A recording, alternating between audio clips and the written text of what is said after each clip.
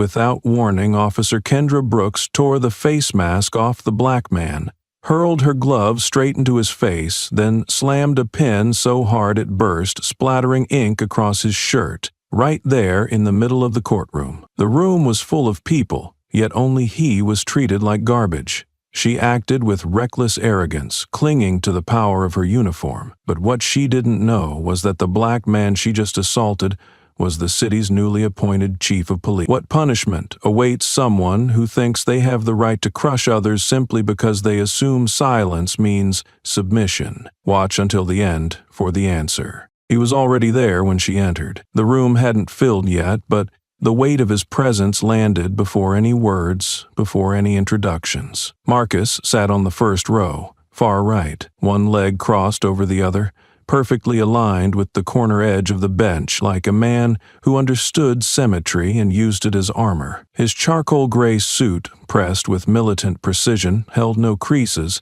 even after the commute. The knot on his tie could slice air, and the gleam of his Oxford shoes caught stray light from the overhead fluorescence, not asking for attention, but impossible to ignore. His hands rested on his lap, one over the other, unmoving, and yet, in that stillness, he pulled gravity toward himself. Kendra clocked him the second her heel touched the tile.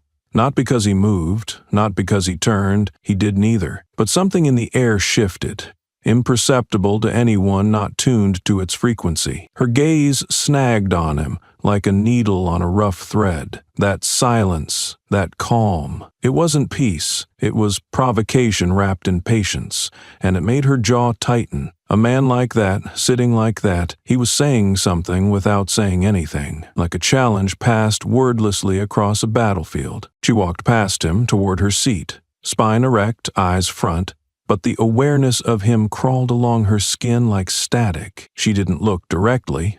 Not yet, but the corner of her vision memorized details, the deliberate way he adjusted the cuffs of his shirt beneath the jacket sleeve, the slow, almost ceremonial turn of a silver pen between his fingers. No nervous ticks, no glances, no tells. He sat as if this place belonged to him, and he didn't need to prove it. She hated that kind of silence, that practice of stillness. It wasn't the absence of noise, it was the presence of control. Undisturbed, undisturbedly dangerous. Her mind flashed to a memory she never let surface unless provoked. A courtroom, years ago. Another man in another suit. Another pair of hands resting just so. She'd been younger then, new to the badge, drunk on rules and the power they grant. That man had smiled when she lost her temper on the stand. Smiled without teeth. It had burned a hole in her. She had promised herself never again, but here he was. Not the same man, but that same smile in silence, that same unblinking posture. Marcus didn't look at her until she had settled in, 3 rows back, second seat from the left. When he did, it was not a glance, it was a calculated reveal, a door opening onto a void. Their eyes met. It held, not long, not lingering, just long enough to brand the moment with something unspoken. There was no nod, no expression, no shift in posture, but the look said, "I see you. I'm not afraid of what you'll do, and worse, I already know what you'll try." Kendra's throat tightened. She blinked first, looked down at her notepad, though nothing was written. A flicker of heat pinched the base of her neck. No words had passed. No incident had occurred, but her heartbeat ticked faster, and she hated herself for it. Who was he? Why did he sit like that? Like a thread pulled tight but never snapping. She tried to hable it. Arrogance? No. Arrogance spilled over. This was more surgical. Confidence without an audience, like someone who had stood through fire and learned how not to flinch. She felt her composure chip. Microscopic but real. Every few minutes, her eyes returned to him against her will. He remained still, but not passive. He wasn't waiting, he was watching, recording, calculating, not out of menace, but precision. His presence felt like a mirror held too close, not showing her reflection, but showing what she failed to see about herself. The proceedings hadn't begun. Others entered, filed in. The usual noise of chairs scraping and papers shuffling echoed across the hall, but all of it blurred in the periphery. To her, the room had narrowed to one axis, the line that connected her seat to his. Kendra adjusted her collar, took out a pen, wrote her name with too much pressure. The tip dug into the paper more deeply than necessary. Her teeth clenched. Marcus reached into his inner jacket pocket and retrieved a small notebook, black leather. Slim, worn at the edges, not from neglect but from use. He unscrewed the cap of his fountain pen with a single, smooth motion, placed it on the back, and began to write. Not rushed, not for show, just enough movement to assert that he had thoughts worth recording, that he didn't need to speak to make a point. Kendra watched him fold his mask and place it beside him on the bench, creased with exactness like origami. That mask, that damned mask. Even the way he removed it felt deliberate, like every gesture was part of a language she didn't speak, but one she knew was aimed directly at her. And then, again, their eyes met, not aggressive, not soft, just present, like a weight pressed gently onto her sternum. She shifted, looked away too late. That flicker of movement was an admission. She hated that more than anything. The involuntary signal of discomfort, of reaction. It gave him ground, and he knew it. He didn't smile, didn't frown, just returned to writing. The room could have been empty for all he cared. And in that moment, Kendra realized it wasn't about her. Not directly, but something about the way he sat, the way he carried his silence, demanded that she contend with herself. That's what made it intolerable. Marcus hadn't spoken a word, but he had taken a position, without announcing it, without staking a claim, and somehow he had made her feel like she was already losing a battle she hadn't realized had begun. She gripped her pen tightly, exhaled once. This wasn't over. It hadn't even started, but something primal had been marked, not by volume, not by motion, but by the absolute certainty of presence, and he still hadn't said a single word. Still, he hadn't spoken. But silence can rot the air if it sits too long between adversaries. Kendra leaned back slightly in her seat, the leather protesting beneath her shifting weight, her gaze slanting toward him again like a blade. Marcus had not changed his position.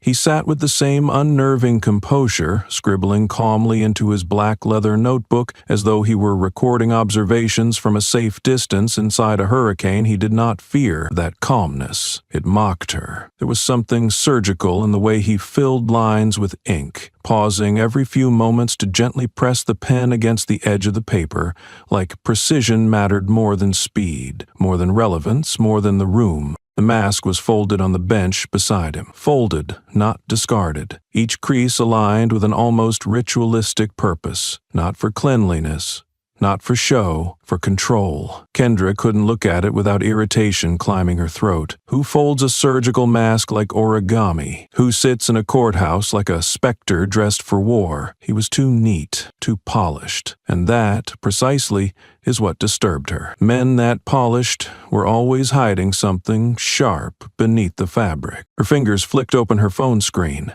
She opened an app used by law enforcement to scan images against known personnel databases. She angled her phone low, subtly zooming in on his face. Clean features, jaw like a blueprint. The app scanned, blinked, and stalled. No matches, no hits. She tried twice more. Still nothing. Her teeth clenched, and she tasted metal. No file, no rank, no name. That was impossible. In this building, every face had a footprint. Every presence was logged, stamped, and documented, but not his. The absence of a record was a record in itself, a void where a man should be. He wasn't a stranger. She knew that chin, that shape of stillness, but the harder she searched her memory, the more elusive it became, like smoke folding away from her grip. It irritated her, not just because he didn't appear on screen, but because he made her feel like she was the one being observed. She lifted her eyes again, faster this time, sharper, and there it was. His gaze was already there, waiting, not searching, seeing, as if he'd known she would look, as if he'd timed the moment to catch her in the act. She flinched, just slightly, not enough for anyone else to notice. But he saw it, of course he did, and in that split second before she wrenched her stare away, she saw it in him. Not triumph, not arrogance, something far worse. Clarity. Her pulse kicked. She stared hard at the blank page in her notebook, but It blurred. She wasn't used to being seen like that, not assessed, not interpreted, but seen. Her entire career had been built on reading people faster than they could lie, on breaking down body language, predicting motive, and dissecting threats before they metastasize. But this man, who hadn't spoken, hadn't moved, hadn't even smiled, had bent her inward on herself with nothing more than a glance. It wasn't just unsettling, it was insulting. She hated the vulnerability that flickered through her spine, hated how her reaction had betrayed her. She hadn't meant to look away, and the fact that she had, the sheer instinctual yield of it, was unacceptable. She was the one with the badge, the authority, the seat at the center of the room. Yet she'd turned her gaze like a rookie, like a child afraid to be caught lying. That fury began as heat under her collarbone and spread like fire in wet cloth, slow but inescapable. She couldn't shake the sense that she knew him, not just his face, but the architecture of his presence. Something about him triggered a warning deep in her brain. Not dangerous. Memory, not familiarity, repetition. As if she'd stood across from this kind of silence before and lost to it. And perhaps that was the real source of her unease, not that he unsettled her, but that she might have already been beaten by someone like him once and never healed from it. Marcus turned a page in his notebook. The sound of paper sliding against paper was absurdly soft, yet it scratched across her nerves. He wrote with his left hand, movements fluid, confident, not a single glance at the room.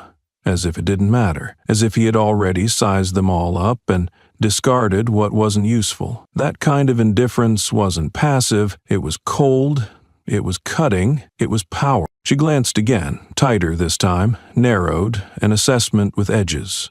The precision of his cufflinks, the perfect triangle of fabric at his pocket square, the choice of ink, dark blue, not black, subtle, intentionally distinct. The more she looked, the more she saw design in the smallest things. This was not just a man dressed well. This was a man dressed in strategy, and strategy meant motive. So what the hell was he doing here? He hadn't spoken. He hadn't risen. He hadn't presented credentials or claimed a side. And yet he had managed to become the center of the room without motion. People walked in, conversations passed, clerks shuffled paper, and still, somehow it all orbited him. She knew charisma. This wasn't it. This was something older, more refined. The kind of presence you don't learn.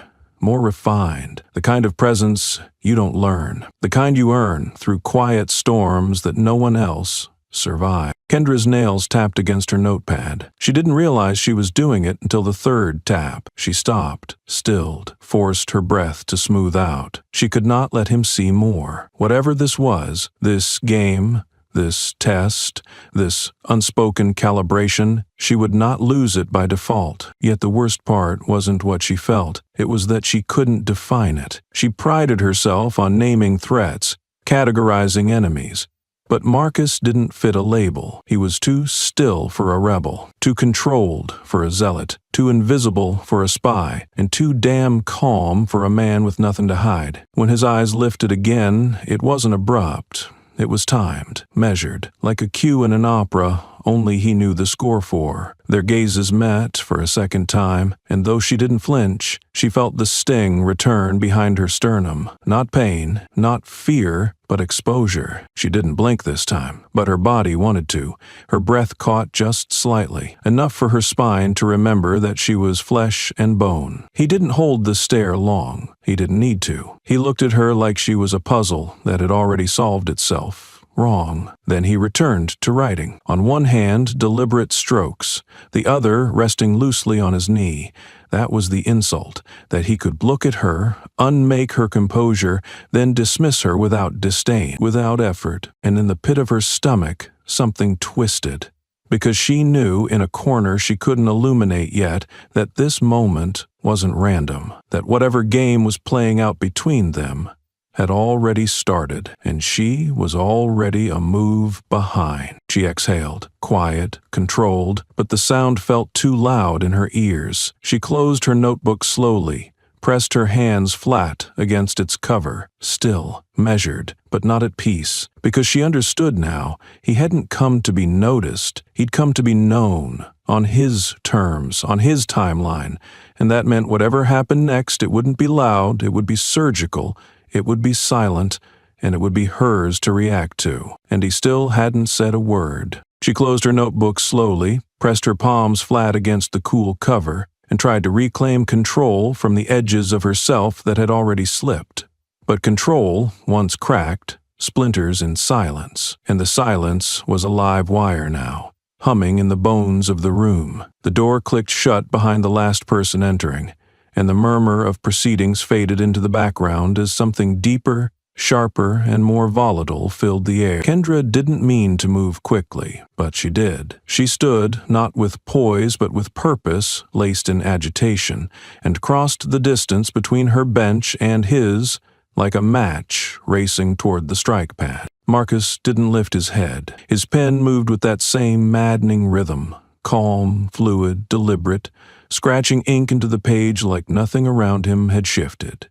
But it had. The moment cracked in half when Kendra's hand shot out and tore the mask from the bench beside him with the violence of someone unpeeling a lie. Her other hand, wrapped in the latex of official protocol, raised, and then the glove snapped across the air, landing on his face with a cold, flat slap of rubber and insult. The room froze. Every throat tightened in collective paralysis. Even the air seemed to buckle inward. He still didn't move. She grabbed the fountain pen next, yanked it from his fingers, its ink not yet dry, its lines still bleeding honesty onto the paper, and slammed it down, hard, against the notebook, splitting its nib. The ink exploded like a wound, spreading a dark, unerasable stain across his words. Not just an interruption, an erasure. And then she said it, with a voice that wasn't loud, but lethal in its articulation. If you touch anyone, you wear gloves. The glove she had thrown lay at his feet like a white flag inverted, an act not of surrender, but of declaration. The glove was not for hygiene. It was for boundaries, for reminding him and everyone else what was skin, what was allowed to touch, and what must remain filtered, veiled, sanitized. The implication was surgical, coded, discussed, wrapped in regulation. The kind of sentence that doesn't just land on one man but echoes through centuries of systems built to devalue him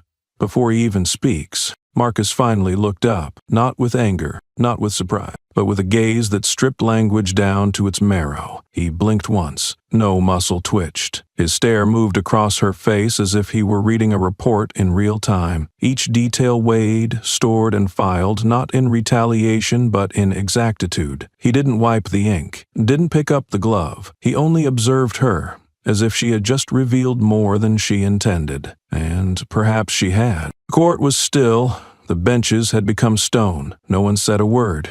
No one dared. The clerk's mouth parted, but no sound came. The judge hadn't yet entered, but it would have made no difference. This wasn't a scene for the law. This was a fault line splitting open between roles, revealing something ancient beneath robes and protocols. The moment wasn't violent in a cinematic sense. It didn't need to be. The violence here was institutional, elegantly wrapped in authority, disguised as procedure, sharpened by the very uniform she wore. The glove, the pen, the mask, props in a theater of sanctioned humiliation. And everyone in the room saw it, felt it, swallowed it, but no one intervened, because the story unfolding was familiar, too familiar. Marcus didn't reach for a handkerchief. He didn't scrape the ink from his jacket. He let it soak. He let it live there, a badge made of stain. And still, his silence had more weight than any scream. In that hush, his stillness defied her aggression, not by rejecting it, but by outlasting it. Kendra took a half step back, but it wasn't retreat, it was recoil. Her body knew what her mind refused to name, that she had not embarrassed him, she had exposed herself. The room hadn't turned on him, it had turned on her. Not openly, not yet, but the shift in atmosphere had happened. It was there in the fixed gaze of the bailiff, in the way the clerk's eyes wouldn't meet hers, in the sharp, ragged breath someone took 2 rows behind. What she did wasn't illegal, it wasn't even against internal policy, but it was something more permanent. It was visible, it was recorded, It was real. And Marcus, he didn't speak. He didn't accuse. He didn't need to. He had taken the full blow and responded with nothing. Not submission, not pride, just a stillness, so disciplined, so deliberate, it threw her flailing into fluorescent light. Her voice had been clear. Her movements are precise, but clarity can be cruel. Precision can be weaponized. And now, in the silence, all of it circled back on her. She had become the focal point of her outburst, and he had become the gravity holding the debris of it together. His eyes hadn't left hers. That was the final twist. He saw her fury. He saw the ugliness coiled beneath her order. He didn't respond to it. He absorbed it. And in that absorption, there was an indictment, not only of her actions, but of the entire framework that allowed them. Because what she did wasn't personal. It was systemic, and he made her feel that truth, not by accusing her of it, but by letting her hear it echo in her silence. She turned without a word and walked back to her seat. Her steps were exact. Her back was straight, but inside, something had cracked. Not in guilt, not in apology, but in certainty. That's what he had stolen from her, not in authority, not power, but the absolute belief that she was right, that she was untouchable. Her gloves made her clean, and for the first time in years, she felt naked in uniform. The ink on his notebook bled wider with every passing second. The page warped, the words drowned. And still, he didn't turn the page. He let it sit, let it breathe, let it ruin itself in the open. Around them, the courtroom remained paralyzed, but this was no longer about trial or judgment or due process. This was a reckoning, not of guilt, but of gaze, and he still hadn't said a word. The ink bled like a wound across the page, and Marcus didn't flinch. He didn't rise. He didn't speak. He simply sat, unmoved, in the still, smoking center of a storm that had already passed, but left the air heavy with its echo. The glove rested on the floor, the torn silence hung suspended between bodies, and the power shifted without announcement. Kendra had returned to her seat, shoulders squared, spine taut with forced composure. But every second that passed without his reaction hollowed out her sense of triumph, like rot behind polished wood, and he still hadn't said a word. He raised his left hand slowly, not with dramatics, not to draw attention, but with the quiet necessity of someone removing ash from a sleeve. The ink had splattered across his cuff, a sprawl of black and blue soaking into the white fabric. He didn't shake it off. He didn't grimace. He took a small handkerchief from his pocket, neatly folded, crisply edged, and began to blot the stain with the same care he'd used when folding his mask earlier. There was no urgency in his movements, only precision. Each dab absorbed more than pigment. It erased nothing, but acknowledged everything. Kendra watched him, and for the first time since she'd acted, she felt something gnawing at the edges of her breath. It wasn't guilt. It wasn't regret. It was absence. The vacuum left when you strike, and the expected collapse doesn't come. She had expected resistance, expected a rebuttal, a snap of rage, or at the very least a shattering of his composure, but what she got was stillness, worse than defiance, worse than submission. It was a continuation, as if she had thrown a stone into a canyon and received no echo. Marcus folded the handkerchief again, tight, small, tucked it back into his pocket as if the act itself closed a file. Then, wordlessly, he reached for the mask. It had slipped slightly from the bench's edge, one corner brushing the floor, but he picked it up gently, shook off the dust, and refolded it with symmetrical care.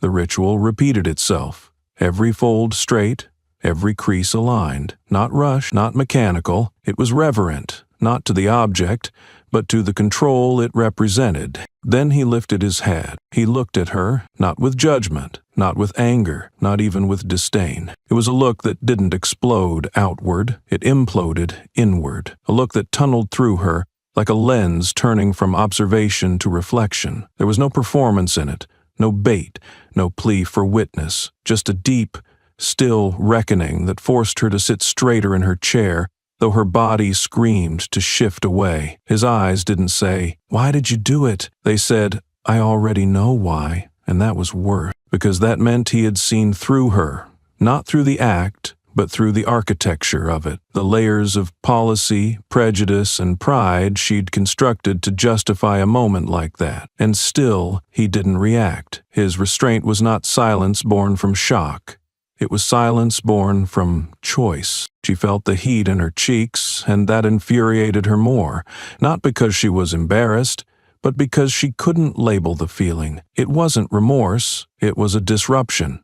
The internal dissonance that comes when you injure someone not because they were weak, but because you needed to feel like you were still strong. Marcus closed his notebook. The inked page is still open to stain. He didn't turn it, didn't attempt to preserve what had been written. He simply pressed the cover down and fastened the strap around it. The book was not ruined. It was completed. Violated, yes, but no longer needing more. That gesture, that quiet sealing, hit her with more finality than any shouted condemnation could have. He had not dismissed her, he had absorbed her. The room remained quiet. Others shifted in their seats, but no one broke the spell. It was as if the entire chamber had agreed to let the weight of his inaction write its verdict. The sound of a throat clearing at the back broke the moment, but only barely. She could feel the stares ricocheting between them.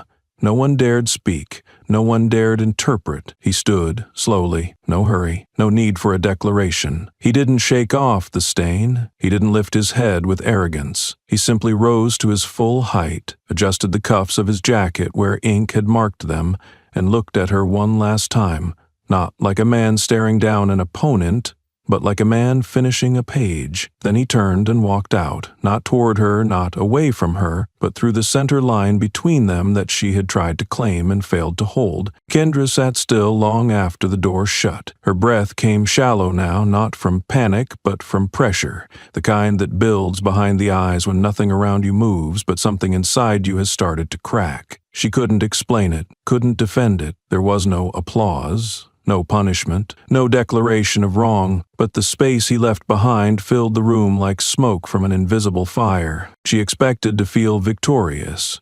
She expected to feel clean, but what lingered was something murkier, something harder to scrub, the weight of being seen, not just by him, but by a silence too precise to escape. He hadn't retaliated. He hadn't excused her. He hadn't forgiven her. In that absence of response, of retaliation, of resolution, was the sharpest edge of all. The silence he left behind didn't dissolve, it congealed, and like all things thick with tension, it spread, not loudly, not immediately, but in the way a fracture beneath glass travels outward until the whole pane seems ready to shatter. The courtroom, that controlled arena of decorum and hierarchies, became a spark chamber the moment the door clicked shut behind Marcus, and someone, somewhere, had captured the moment on their phone. A short clip, maybe 17 seconds, no sound, only the image. A glove to the face, a pen breaking in a notebook, a man sitting, unmoved as ink bloomed across his sleeve and silence burned into permanence. It wasn't dramatic, it wasn't violent in the cinematic sense, but it was radioactive, the kind of quiet humiliation that doesn't scream for justice but demands it anyway. By noon the next day, the clip had more views than most body cam footage ever got. It played on loop across screens small and large.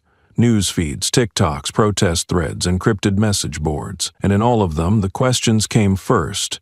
Who was the man? Why didn't he fight back?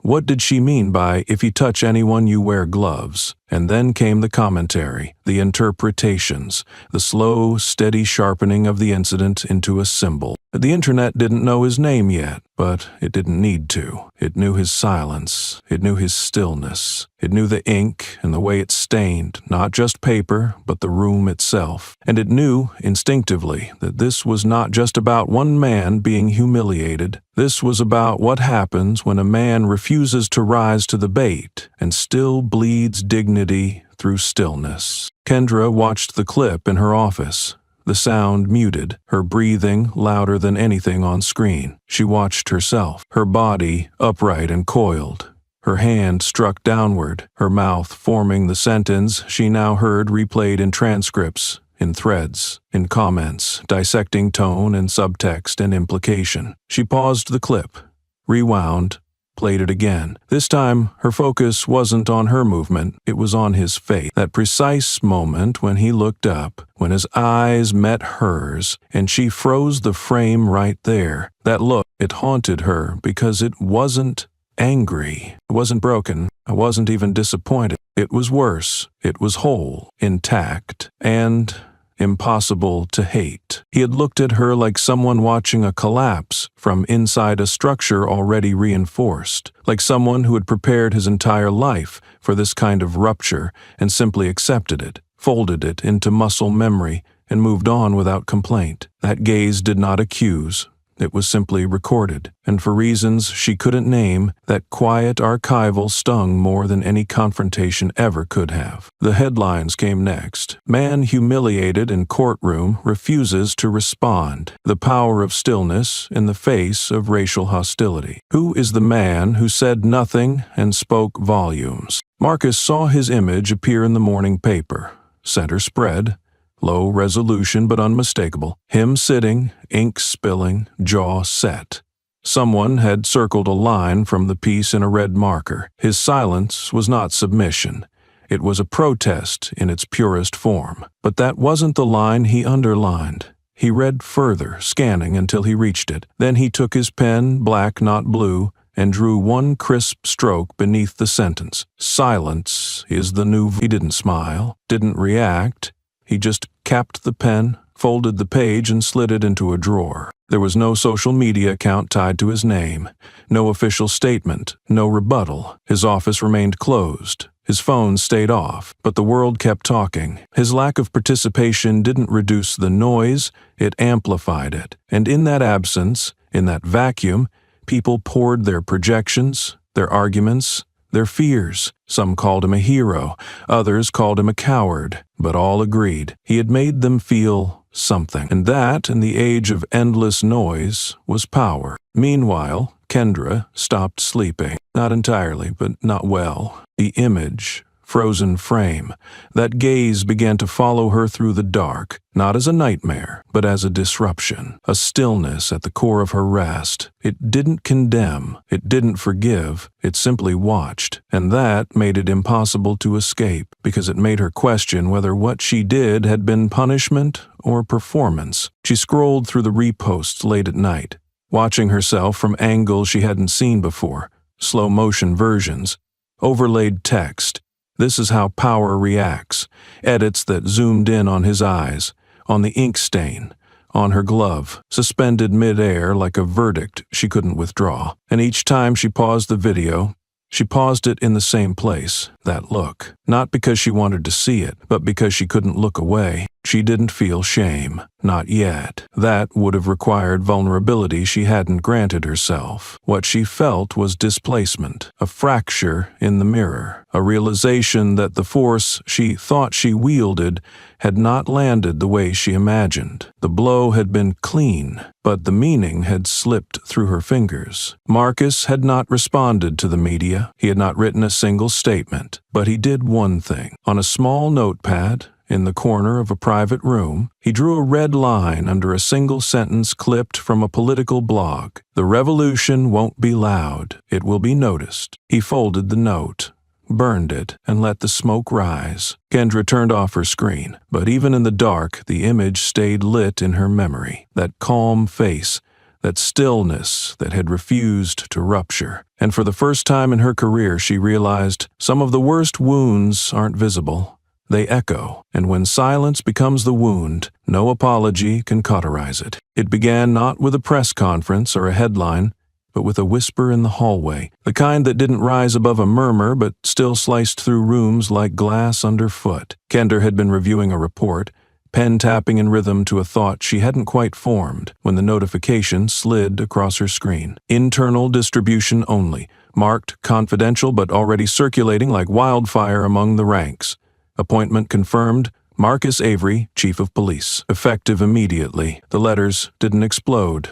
They bled, slow, deliberate, and for one suspended breath, she couldn't feel her hands. Marcus Avery, her chief. She read it again, not because she hadn't understood, but because her brain refused to process what her instincts had screamed the moment she first saw him. He wasn't just someone, he was something. And now, officially, he was in power. Kendra stood without knowing why, the chair legs grating behind her like metal scraping judgment. Her vision tunneled not from panic, but precision. The courtroom humiliation had gone viral, yes, but now it had metastasized into something structural. He had a name, a title, a badge heavier than hers. And the worst part? He hadn't needed any of it to own the room that day. He'd done it in silence. Now he'd do it with authority. The chatter in the precinct pulsed like a hidden current beneath the tile. People didn't speak directly. They didn't need to. They forwarded the link. They whispered his name like it had teeth. Every officer who watched the footage again now saw something more than a man enduring abuse. They saw the man they now answered to, and the recalibration was instant, automatic, terrifying in its quietness. Later that day, her terminal blinked with a prompt: Internal Access Video Surveillance Log, Office 2B. She opened it. The feed buffered, then settled on a grainy clip from earlier that morning. Marcus entered the room, calm. Jacket unbuttoned, steps measured like always. No guards, no entourage. He stood before the operations board, where a list of names glowed in white across a black digital screen. Divisions, officers, assignments, authority. His eyes moved across the list, unhurried, until they landed on hers. Kendra Love, acid, and then the pen, a red marker. He didn't write, he didn't strike through. He drew a perfect circle around her name. Not aggressive, not accusatory, just surgical, like identifying an organ before an operation. No words, no gestures, but the implication thundered in her spine. I see you. I haven't forgotten. I don't need to punish you. You'll do that part yourself. She clicked the video closed.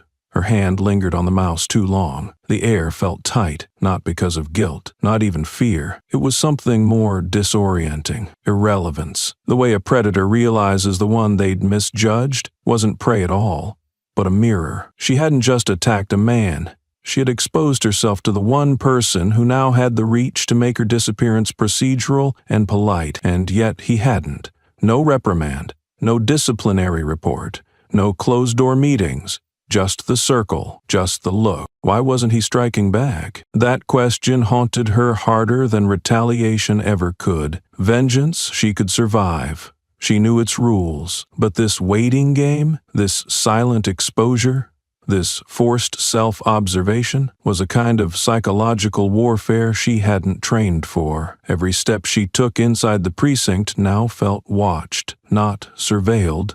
Witnessed, and not by cameras, but by the echo of that stare. He didn't rearrange her schedule, didn't shift her department, didn't reassign her to archive or traffic or something humiliating in its dullness. No, he left her where she was, center seat, full jurisdiction, like someone daring her to misuse it again and see what she saw in herself. Colleagues grew quieter around her, not out of solidarity or suspicion, but self-preservation. A few glanced too long when they passed her desk. One nodded with a stiffness that felt like pity. Another, someone junior, offered a smile that collapsed midway through and became a blink instead. The ecosystem had changed. She felt it in the pacing, in the paperwork, in the silence that wasn't just silence anymore. It was a lead. And Marcus, he moved through it all untouched. He didn't walk fast, didn't demand space. He didn't impose power. He embodied it. The kind that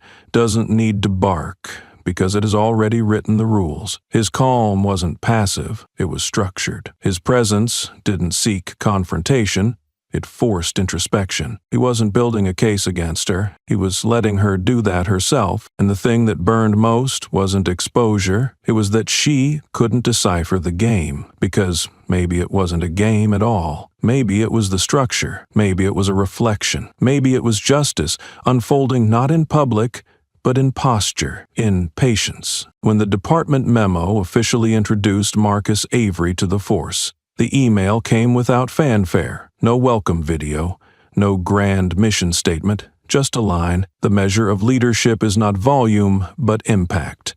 And beneath it, his signature. No one missed the subtext. And Kendra, she read that email 3 times, not because the words confused her, but because they didn't at all. The email lingered unopened in her inbox for almost a full hour before she clicked it, even though the subject line had already ignited something in her chest. Personnel recommendation, Office of the Chief. Kendra stared at it like it might morph into something else if she waited long enough. Something predictable, something punishable, something she could fight, but it didn't change. And when she finally opened the attachment, the stillness in the room felt like it leaned toward her with bated breath. It wasn't a dismissal. It wasn't a warning. It was a letter, handwritten, scanned onto official letterhead in ink so deliberate it felt like it had been pressed into the page rather than written on top of it. My directive. Officer Kendra Lowell will remain active in her current division for a 2-week internal observatory term. Her role? To continue operations under direct scrutiny as a living, unedited record of procedural integrity. Below that, Marcus Avery, signed in strokes both elegant and exacting. No removal, no suspension, no exile. She wasn't being punished. She was being preserved. Displayed. Kendra's fingers curled before her mind caught up. The letter crinkled in her grip. Then, with a snap of fury and disbelief, she tore it in half, then into fourths, then into scraps that fluttered down like a silent avalanche onto the tile floor beneath her boots. Her heart hammered in the aftermath, but her rage didn't land where she expected. It didn't feel victorious. It felt cornered, like she'd tried to strike at a ghost that didn't flinch. She stared at the shredded paper for a beat too long. Then, almost involuntarily, she crouched and began gathering the pieces, not out of guilt, not out of respect, but because something in her understood this wasn't a gesture she could afford to ignore. She needed to see it whole again, to trace the meaning with her own eyes, on her terms. But the words refused to come back together cleanly. Some edges didn't align. Some letters were missing now. The message, though what remained between the tears, was clear enough. He had kept her, not out of mercy, but as a mirror. And that was the cruelest sentence of all. 2 weeks. Not tucked away behind closed doors. Not removed from the field, but right where everyone could see her, exactly where she had always believed she belonged. Until now. Now she was no longer the observer. She was the exhibit. The emblem of consequence is not through force but through presence. She would sit in the meetings, she would stand in the briefings, she would walk the halls, but every step, every blink, every silence would hum with the knowledge that her role had shifted from authority to object lesson. She paced the length of her office, shoes clicking against the floor with a tempo she couldn't control. The pressure wasn't immediate, it was cumulative, a slow boil beneath still water. Every conversation she entered felt altered now, not by words, by temperature. Colleagues glanced, then looked away too fast. No one brought up the letter, but the letter was in the room with her, every room, like a scent no one could name but everyone smelled. She sat in her usual chair the next morning, uniform crisp, posture flawless,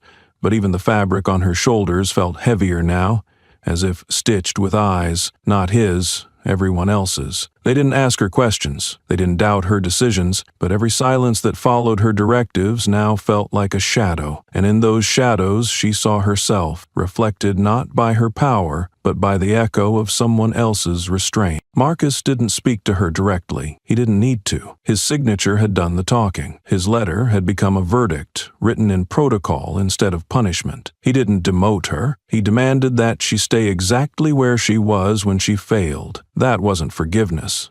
That was illumination. That was the architectural opposite of revenge, and it was brilliant. She caught glimpses of him in passing, always precise, never rushed. The same unreadable calm carved into his walk, into his nods, into the way he passed through space without demanding it. Once she saw him glance her way as they passed in the corridor. Just once, not long enough to accuse, not short enough to miss. A look that was less about her and more about context. A look that said, "I didn't move you. Because of moving, you would have spared yourself." Every night, she returned home with the taste of that look still in her mouth, not bitter, just persistent, like something stuck between her teeth that wouldn't wash away with scotch or toothpaste or time. The second day, she found a sticky note on her desk. No signature, no handwriting she recognized, just a sentence. "You don't get to walk away clean when you stay standing." She didn't ask who left it, because she already knew, and because the words weren't wrong. The note was gone the next morning. Nothing dramatic, nothing scorched or replaced, just gone, as if even paper knew when its silence had already said too much. But the tension didn't leave with it. If anything, it thickened, stretching across every surface Kendra touched, clinging to the air like moisture before a storm. Her 2-week sentence of presence had just begun, and already the architecture of her authority felt hollowed out from the inside, not by shame, not even by doubt, but by something far more corrosive, anticipation. Something was coming, she could feel it. It arrived 2 days later, not with a bang, but with a placement. A manila folder, thick, heavy. No post-it, no note, no warning, just placed squarely on the center of her desk like a sealed box at a funeral. Unassuming but impossible to ignore. The weight of it wasn't in the paper, it was in the precision. In this way, it sat perfectly aligned with the grain of the desk, in the way it had been positioned, not dropped, not delivered, but placed intentionally. She opened it. 12 files, 12 complaints, 12 names she did not immediately recognize, but 12 stories that circled the same gravity. Excessive force, verbal coercion, intimidation, procedural gray zones, polished clean with paperwork but smudged raw in memory. Names, dates, photos, transcripts of complaints filed and quietly buried. Her name, Kendra Lowell, appeared in all 12, sometimes as the reporting officer, sometimes as the lead investigator, once, even, as the only name listed in a case that had gone unsubstantiated in under 48 hours. She flipped pages with mechanical control, but her eyes betrayed her. They lingered on the language, on the margins, on the testimony of a 19-year-old boy who had written, "She didn't yell, but I still felt like I was shrinking when she looked at me," on a sketch of bruising across the wrist of a woman who had been accidentally over-restrained during questioning, on the timestamp of a missing body cam feed. 12, not 1, not 2, 12. The pattern wasn't hidden.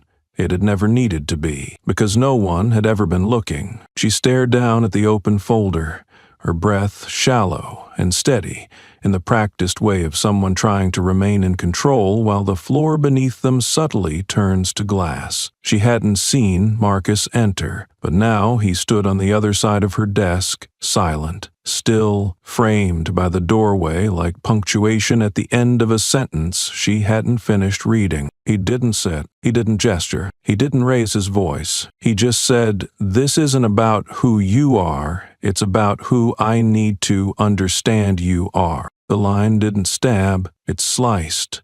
Clean, precise, without drama or threat. And yet, it landed with the force of a gavel. Kendra blinked. Once. Slowly? Her mouth opened, but the words curdled before they formed. There was nothing to deny. The evidence sat there like a truth too patient to be ignored. He hadn't come to accuse her. He'd come to uncover her. Not with malice. Not even with vendetta, with reason, with the method, with quiet execution. She had been prepared for a trial. What she wasn't prepared for was an audit. He didn't lean forward, didn't look. He left the space between them filled with exactly what it needed, pressure. And then, just as calmly as he'd arrived, he turned and left. No closing remark, no lingering glance, just the echo of a man doing what the system had never done before, hold itself accountable through someone who knew how to do it without making a sound. And still, the folder remained. She read every line again, and this time she couldn't look away. She read every line again, and this time she couldn't look away. But while Kendra sat beneath the weight of 12 unburied files, somewhere else in that building Marcus was holding a different kind of record. Not typed, not redacted, not filed. It was an old photograph, worn at the edges, black and white, curled slightly from age and silence. It had no timestamp, but he didn't need one. He remembered the date, the time, the temperature, the smell of pressed wool and wet grass, the way grief doesn't move fast, only deep, his father's funeral. He hadn't looked at the photo in years.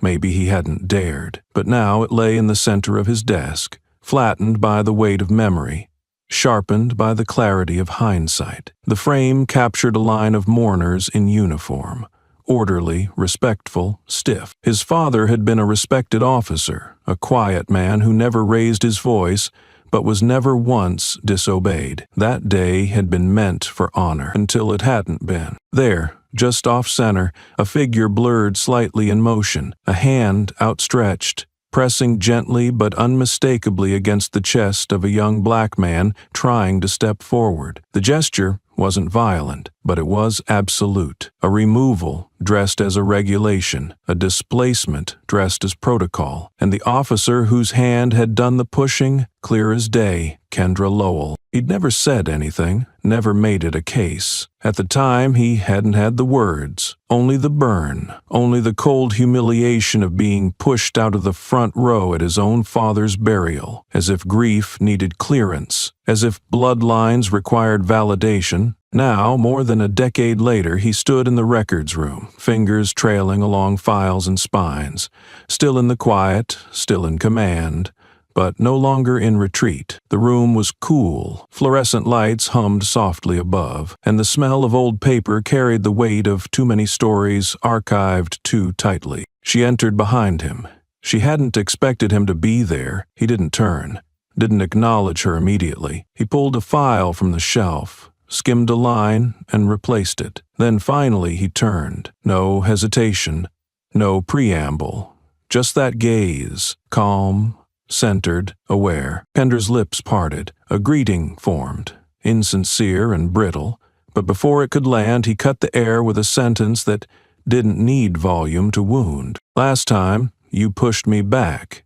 This time, I have the right to stand still. That was it. No accusation, no escalation. Just a line delivered with the weight of a decade behind it. A memory she'd erased, but that he had carried like a scar beneath silence. And now it surfaced, not as revenge, but as revelation. She blinked, swallowed. The file in her hands suddenly felt heavier. For a second, she considered denying it, saying it wasn't her, that she didn't remember, but the truth hung between them already, undeniable, and the act of pretending would only sharpen its blade. He didn't wait for a response. He turned back to the shelf, calm as gravity, and resumed his search, as if the statement had been made not for argument, but for symmetry, a full circle, a reckoning without rage, a confrontation without chaos. Kendra stood there, spine rigid, breath caught between instinct and shame, and in that stillness, she understood what power looked like when it didn't need to yell, when it didn't demand recognition, when it simply existed, unshaken, unbent. He had given her a memory she had tried to erase, and she had given him a moment to reclaim what had once been taken. This wasn't about her anymore. It never had been. It could have been another meeting, another moment folded neatly between reports and procedure, another silent room with blinds half drawn and a desk too polished to feel real. But the stillness inside this room wasn't emptiness, it was saturation. There was no one else present, no note-takers, no press, no audience to witness the symmetry unfolding. Just two people, bound not by conversation, but by a shared history of silence, weight, and things neither had ever said aloud. Kendra sat at the far end of the conference table, arms crossed tight over her lap, shoulders squared like armor that no longer fit. She had known he'd called for a private discussion, but she hadn't known what she expected. Reprimand, perhaps, a thinly veiled warning, a confrontation cloaked in bureaucracy. What she hadn't expected was that he would bring the pen. Marcus entered without ceremony, no folder in hand, no file to weaponize, just one object, held delicately between thumb and forefinger, the same pen she'd shattered weeks ago in a moment of fury,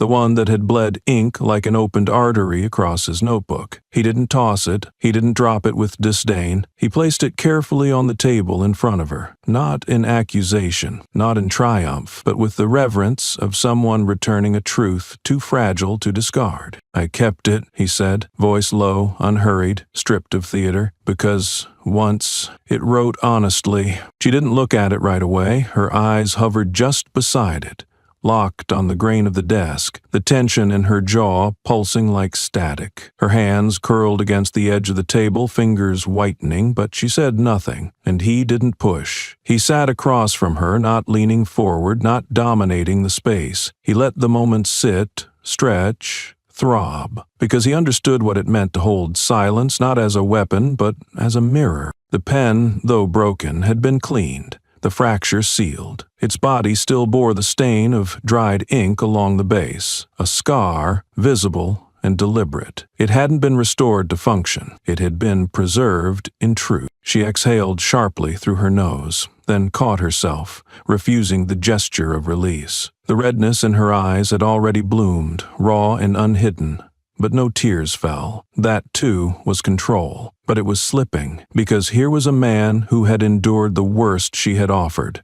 Not just the glove, not just the shattered pen, but the refusal to see him, and he was still here, still sitting across from her without asking for an apology, without demanding a correction, without calling the press or commanding policy. She finally spoke, but it wasn't a sentence, just one breath caught halfway through a word and was swallowed back. He didn't wait for more. "I'm not here to make you apologize," he said quietly. "I don't need your apology." His voice wasn't hard.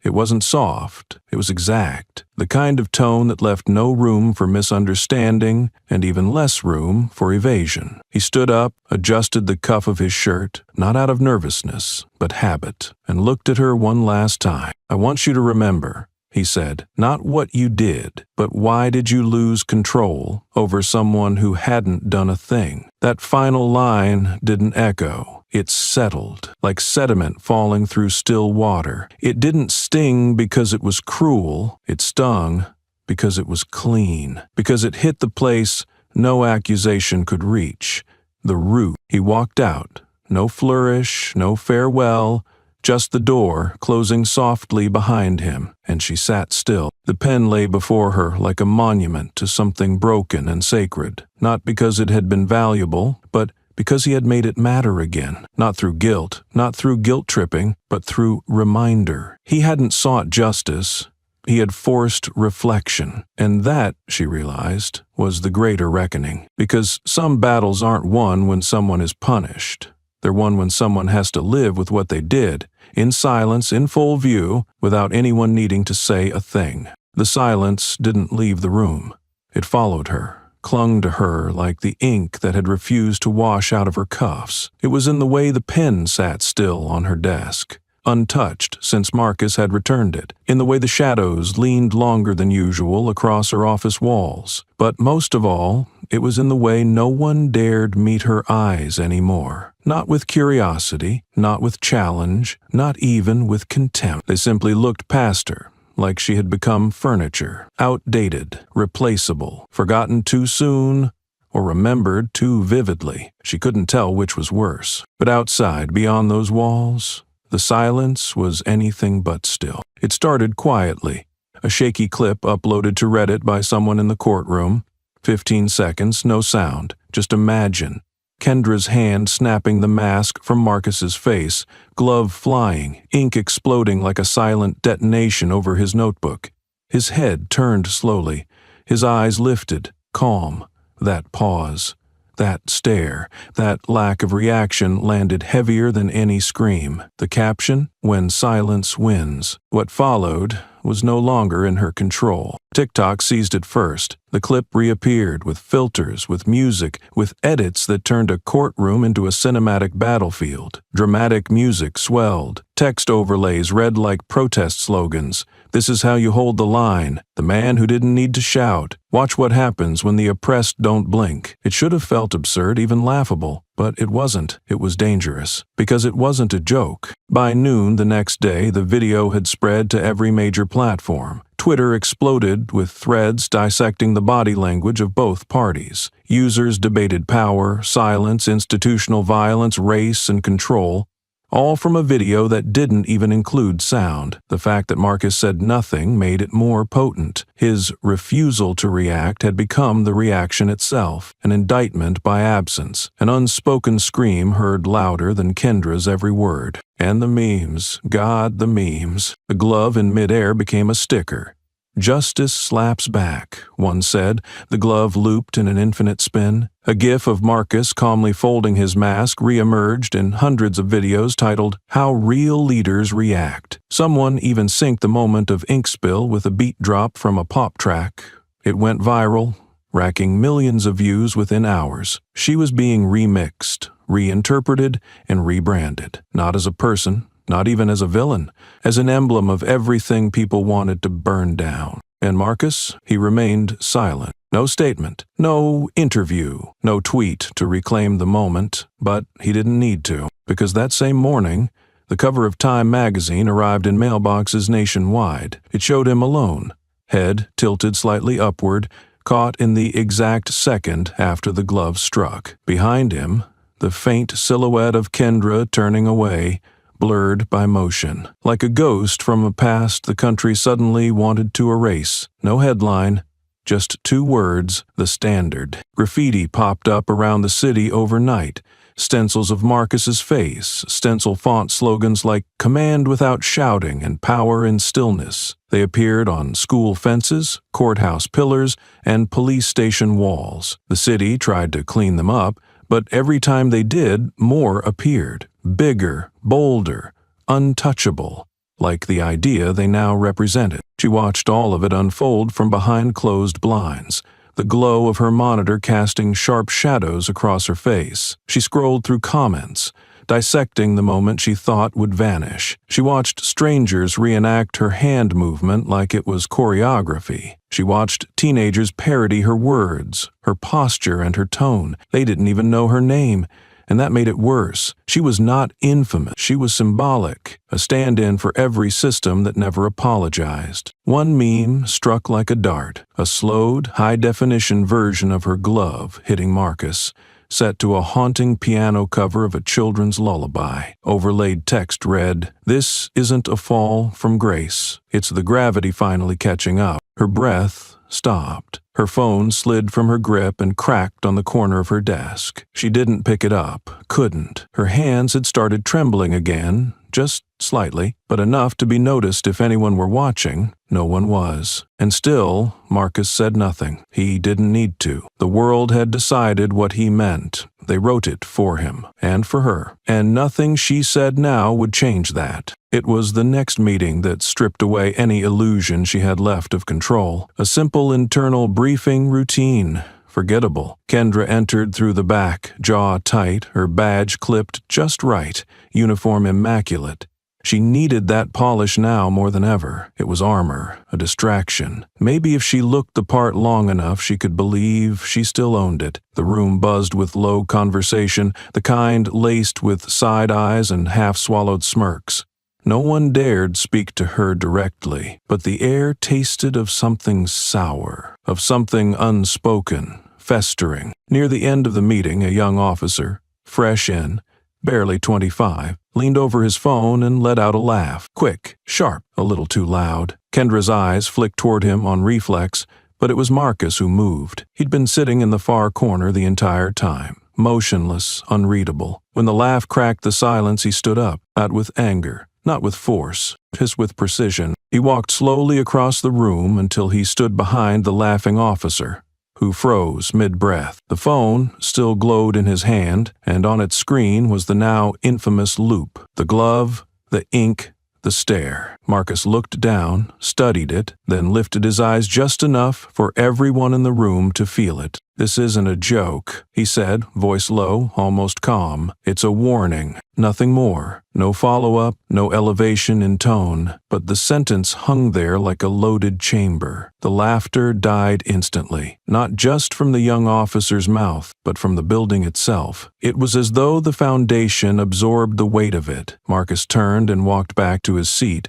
folding his hands in his lap like nothing had happened. And still, he said nothing about her. He never said her name, never asked for an apology, never wrote a single word defending himself. But somehow the silence kept winning. It echoed through every repost, every re-edit, every artistic reinterpretation of that courtroom moment. It was louder than protest chants, more persistent than press releases. People saw his restraint as discipline, as a kind of power that no institution could fabricate. He wasn't performing, he was enduring, and the public saw that endurance as strength. She saw it as suffocation. At home, the walls began to close in. Her phone kept pinging. Group chats she no longer opened, notifications from apps she forgot she had.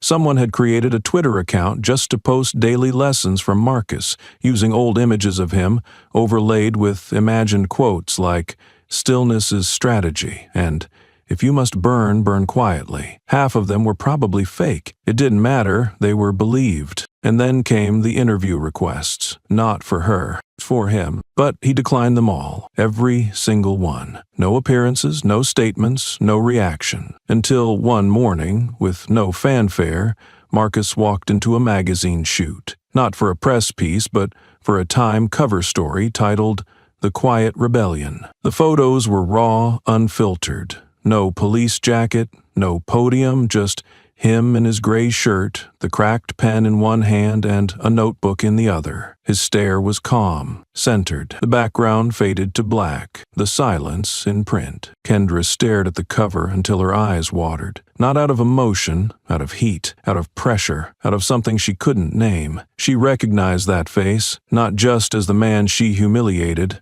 but as the man who had decided not to retaliate, who had chosen to stay, to hold, to watch her unravel without lifting a finger. It was worse than punishment. It was precision, because Marcus wasn't just being made into a symbol, he was becoming a standard, and she wasn't even a person anymore.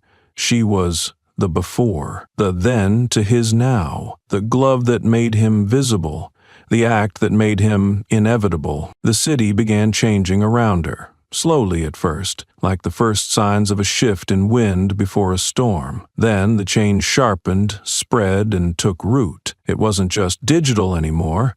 It bled into pavement and public buildings, into hushed conversations and bulletin boards, into school murals and protest signage. The first time she saw it in real life, it was 3 blocks from her apartment. An entire wall painted with a mural of Marcus's face in grayscale, eyes up, jaw firm, the shattered pen floating above his shoulder like a crown. Below him, a slogan in bright white, "Command without shouting." She stood frozen on the sidewalk, commuters brushing past her as if she weren't even there. A young girl walked by, glanced up at the mural, and smiled widely before pulling out her phone to take a picture. Kendra turned and walked the other way. Pulse hammering, not out of fear, not exactly, out of the creeping realization that the narrative had shifted beyond anyone's ability to recall it. She hadn't just lost control, she had become a footnote in someone else's legend. She thought of reporting it. The mural had been tagged illegally. The property owner hadn't authorized it, but she knew what would happen. Any action she took would only amplify the image, turn it into martyrdom, fan the fire she was already burning in. She didn't file the complaint. Instead, she went home and shut off every screen in her apartment. But silence didn't mean solitude anymore. Not now. Now, silence had a face. It was Marcus's. At the precinct, morale had fractured. Some officers had begun emulating Marcus's demeanor, stoic, restrained, deliberate. Others spoke of him like a mythological figure, as if he'd never raised his voice in his life. She knew better. He didn't have to. His presence spoke for him now. His shadow was louder than her protests. His restraint made her fury look cheap. Her desk became a zone of avoidance. Colleagues passed without eye contact.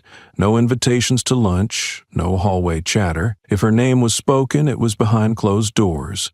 Even her superior, once a steady ally, now kept a calculated distance, never criticizing her directly, but never defending her either. One morning, she arrived to find a stack of case printouts on her chair. On top of them, someone had placed a sticker, the same sticker from the memes, a glove mid-air, captioned with "Know your impact." No one claimed responsibility. No one needed to. And still, Marcus said nothing. His silence became ceremonial. When a journalist asked him about the viral moment, he didn't reply. When another officer tried to defend her actions in a casual hallway remark, Marcus gave a single look, cold, surgical, and the comment dissolved mid-sentence. It wasn't intimidation, it was gravity. People bent around him now, like he pulled the ethical compass of the department into himself without effort. She heard the whispers.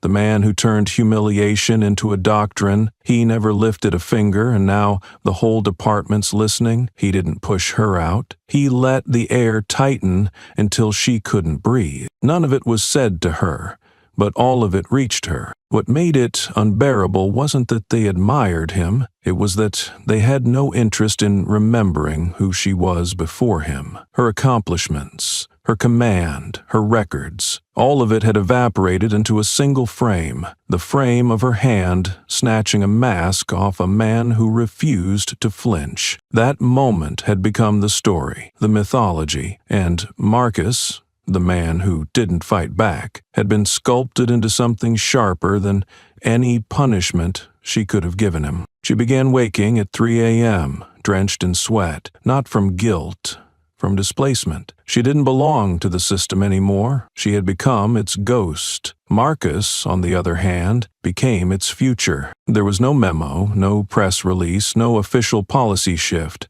but everyone felt it. The cultural tilt inside the department was unmistakable. The language people used changed.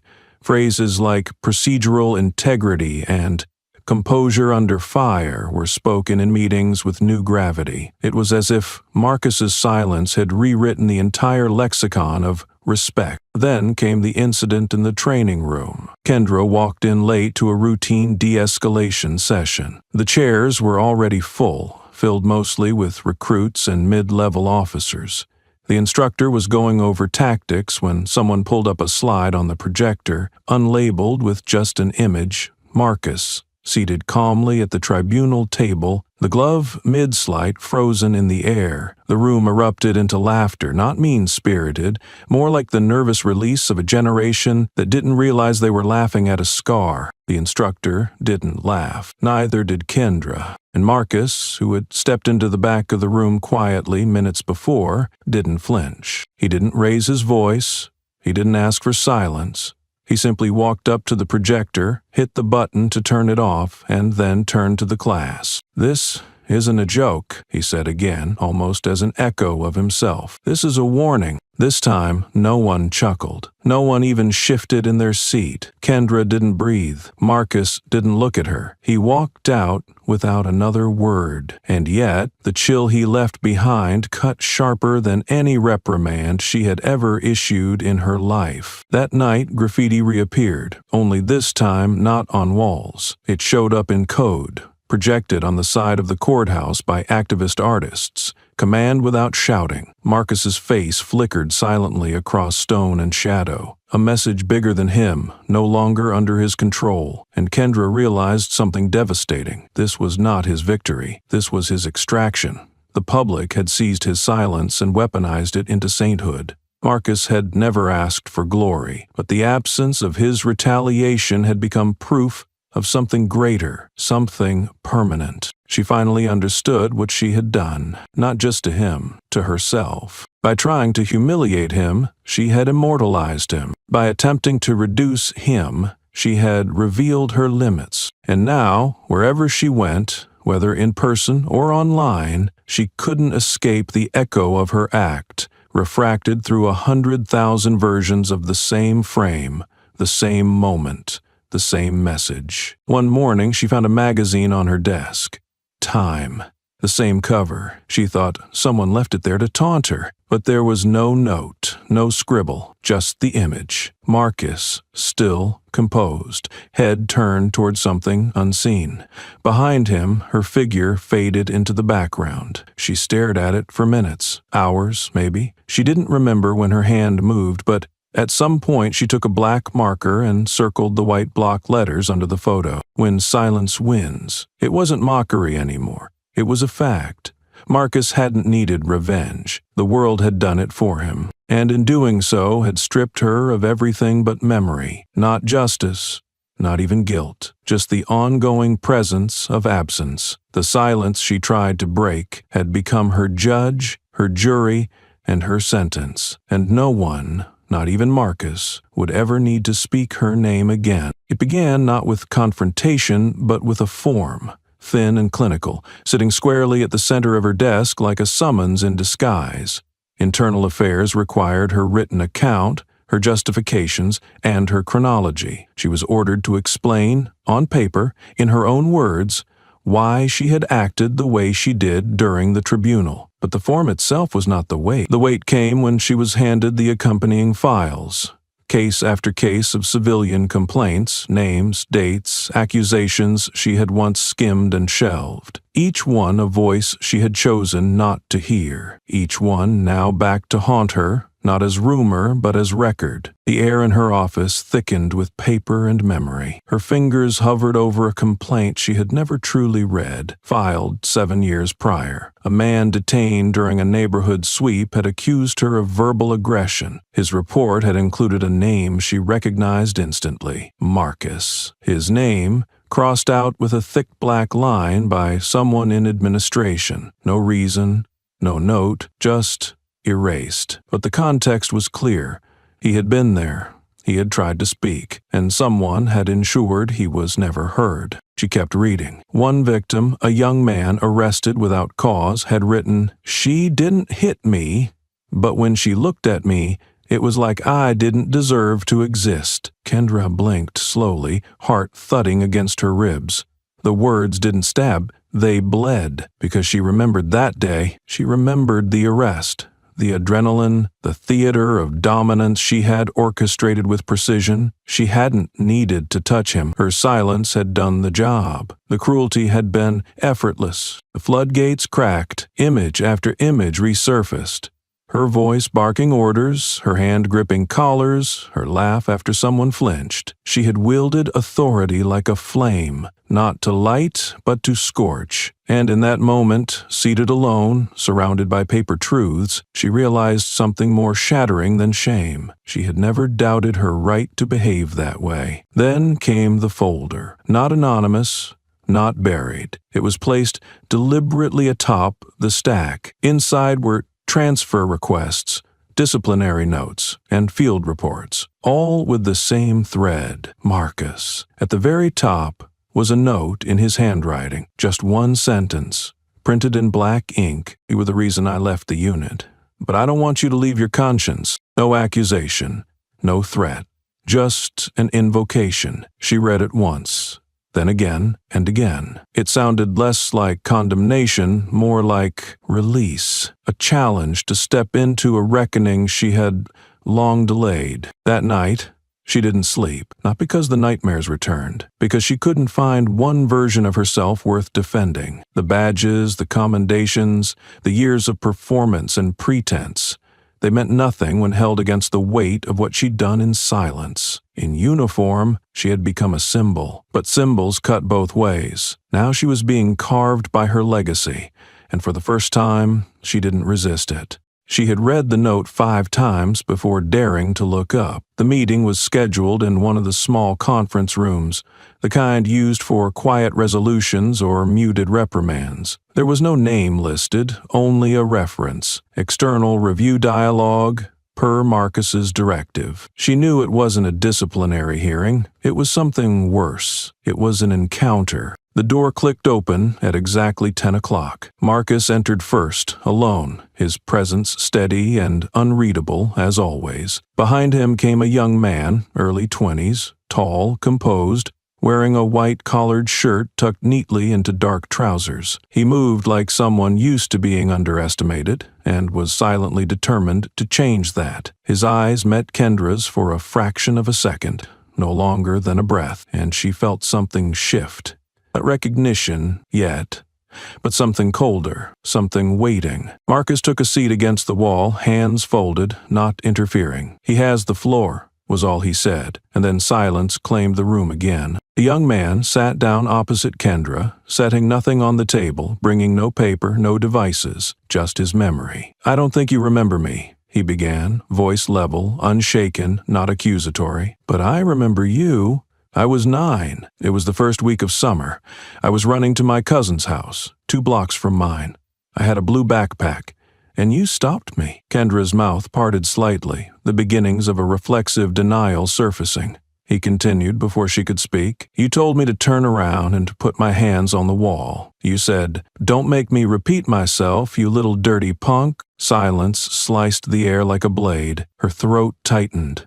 The phrase, "those words," echoed back in her head, cold and familiar. She had said it. She knew it. But she didn't remember his face then. She hadn't even looked at his face. That was the point. He was just a body she needed to stop, a silhouette that fit the shape of suspicion she had been trained to fear. "I remember how your hand gripped my shoulder," the young man said. "I couldn't breathe. You told me not to move, and I didn't.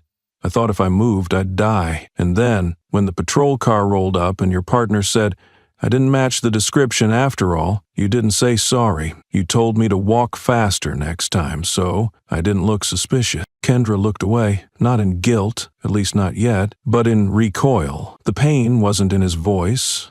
It was in his control. He wasn't breaking down. He wasn't yelling. He wasn't trembling. He had grown into a man who carried that 9-year-old boy inside him like a locked file. And now he had opened it, laid it bare, and she had no idea how to close it again. "I intern at the Department of Justice now," he added. "Marcus invited me to speak with you, not because I wanted revenge, but because I needed you to hear me say, I lived past that moment, but that moment didn't leave me." Kendra's fingers tensed against the table edge, her nails pressed into her palms. Marcus hadn't moved a muscle, yet the gravity he brought into the room felt like a silent verdict hanging in the air. She didn't speak, couldn't. Words would shatter under the weight of what was happening. "I wrote a letter on your behalf," the young man said, pulling a folded page from his pocket. "Not because I believe you've changed.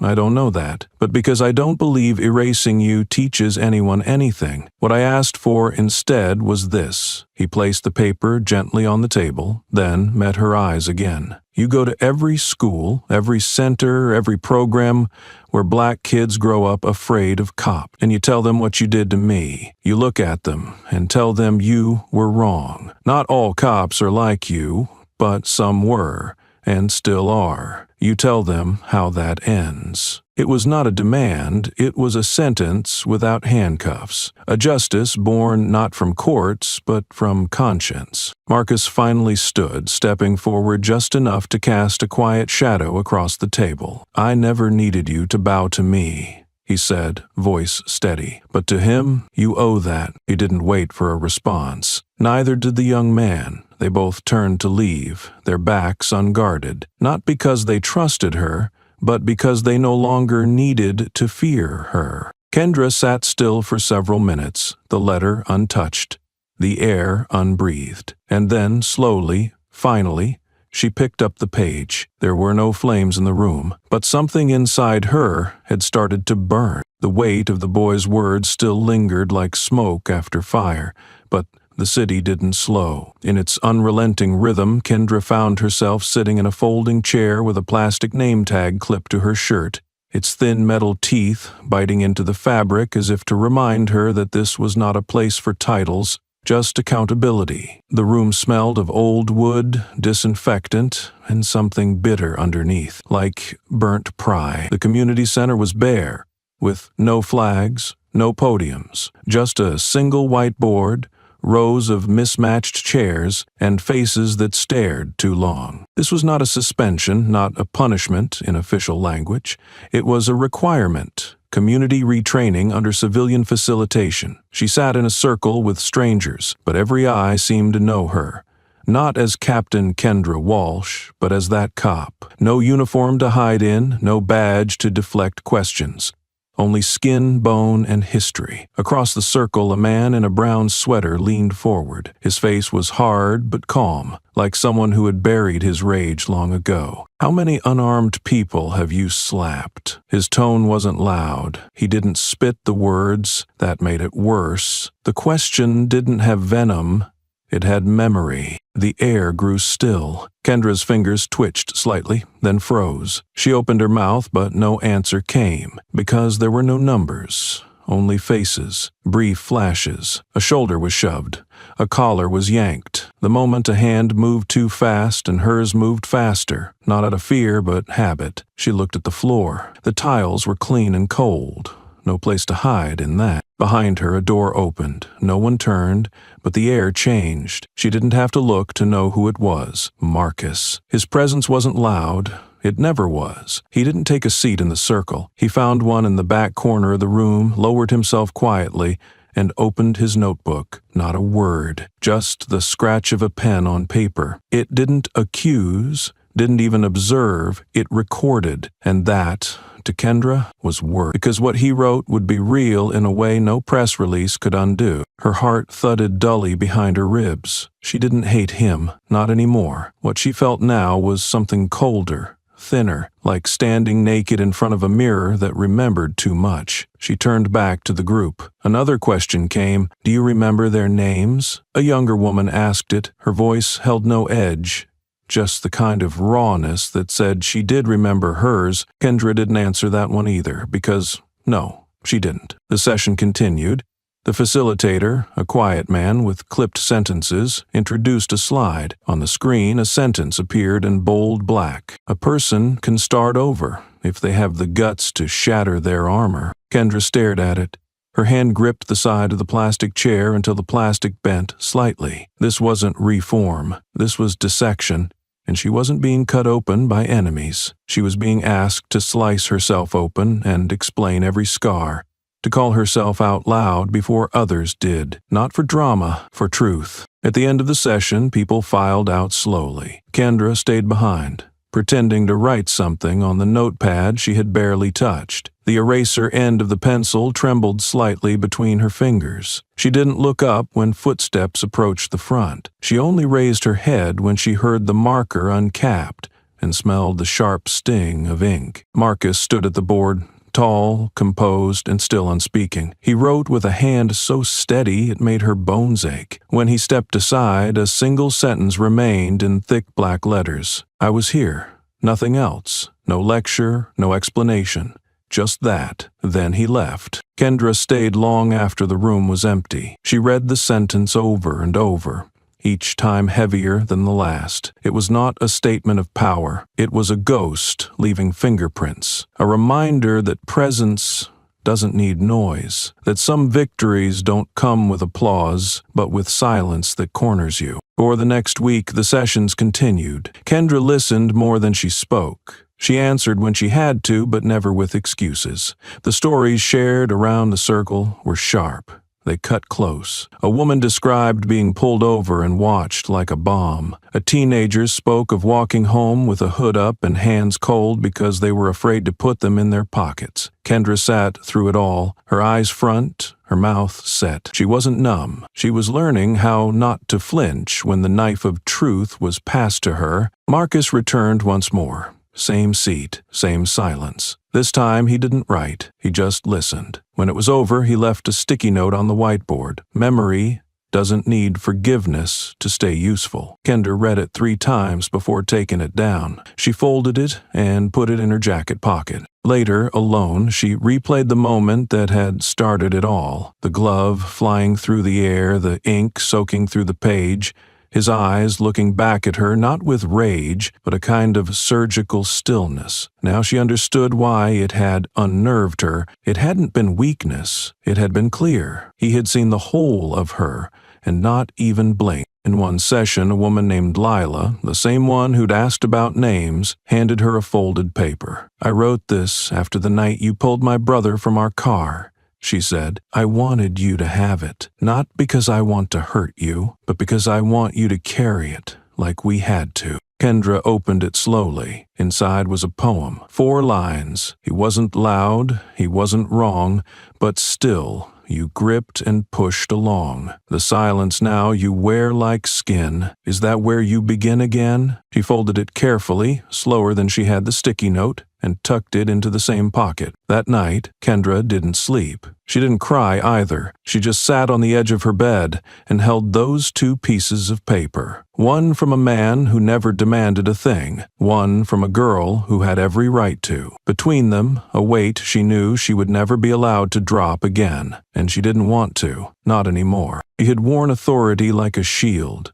Now, she was learning what it felt like to step into the same world as those she had once looked down on. Not as punishment, as proof. Marcus had never needed to speak loudly. He had never needed revenge. He gave her something far more dangerous, the mirror, and it didn't lie. The silence that followed the last classroom echo was still ringing in Kendra's ears when her phone buzzed. Just once, a subtle vibration that felt heavier than a shout. She didn't need to read the notification. The name Marcus was never there, yet his presence always was. The screen displayed a news banner. "Police Chief declines primetime interview. Attends vigil for victims of wrongful arrest instead." No quotes, no dramatics, just a still image. Marcus, standing in a circle of candles, hands clasped, head bowed, framed by dusk. No podium, no microphone. That refusal, that choice to disappear from the noise, spoke louder than any broadcast could. Kendra stared at the photo until the screen dimmed. She went. Alone. No badge, no blazer. Just a black coat she hadn't worn in years. The collar turned up. A poor disguise for someone who'd once walked through police precincts like a crowned wolf. The vigil was quiet. No signs, no chants. Just names. Dozens of names. Handwritten on slips of paper, anchored to the ground by stones, lit by small votive flames. The air smelled faintly of wax and old ash. She stood on the perimeter, half in shadow, invisible by choice. No one turned. No one cared who she was now. That anonymity stung in ways applause never had. She watched as Marcus stepped forward, still in uniform, still not speaking. In his hand was a folded sheet of paper. He opened it with the care of someone holding a fragile memory. Then, name by name, he read them. Each syllable was clear, slow, like a knell struck for someone who hadn't been granted the dignity of justice while alive. Some names trembled in his mouth. Others landed like verdicts. And then he stood, still, for 8 minutes and 46 seconds, not blinking, not swaying. He didn't look at anyone. He didn't need to. The moment thickened around him like gravity. The weight of breath held too long, of pain too repeated, of systems too protected. Kendra counted every second without meaning to. Her hands were balled inside her pockets, cold not from the weather, but from recognition.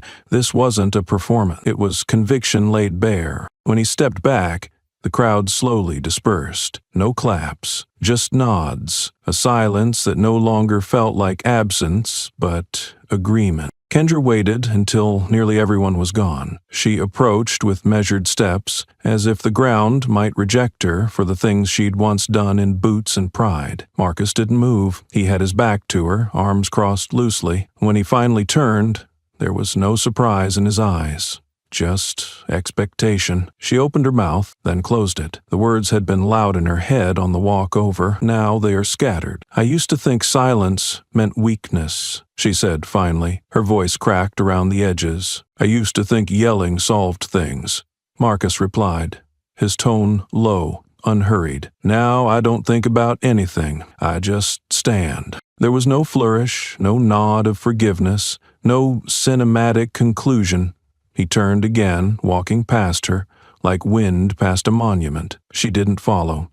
She couldn't, but for the first time her eyes didn't flare with defiance. They didn't narrow in on suspicion. They simply followed him, not in resistance, but in realization. Marcus didn't speak to reporters. Not after the vigil, not after the memes, not after the board meetings where his name echoed down long halls like a warning. The press waited outside his office door for days, their microphones poised like knives. He walked past them, each time with the same still expression, not carved from arrogance but principle. The refusal to explain became, ironically, his most powerful message. Inside the department, however, the air shifted. Officers who once laughed openly at the video clips had grown quiet. The memes that once lit up group chats were replaced by silence. Not shame, not remorse, just unease. Because Marcus never corrected anyone, never demanded apologies.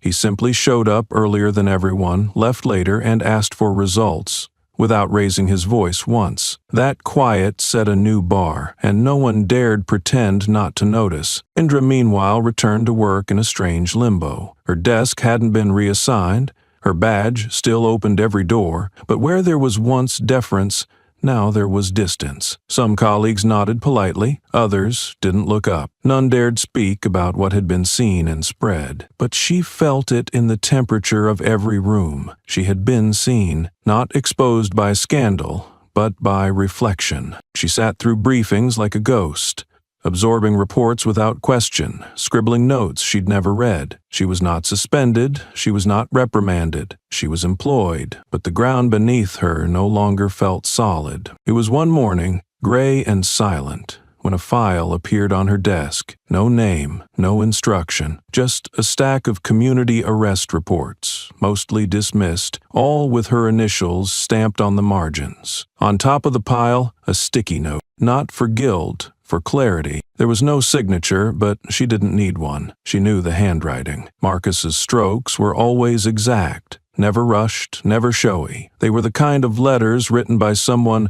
who wanted each word to carry its full weight. She opened the first file. A young man, 17, was arrested on loitering charges. He'd been standing outside a grocery store after school. She vaguely remembered the case.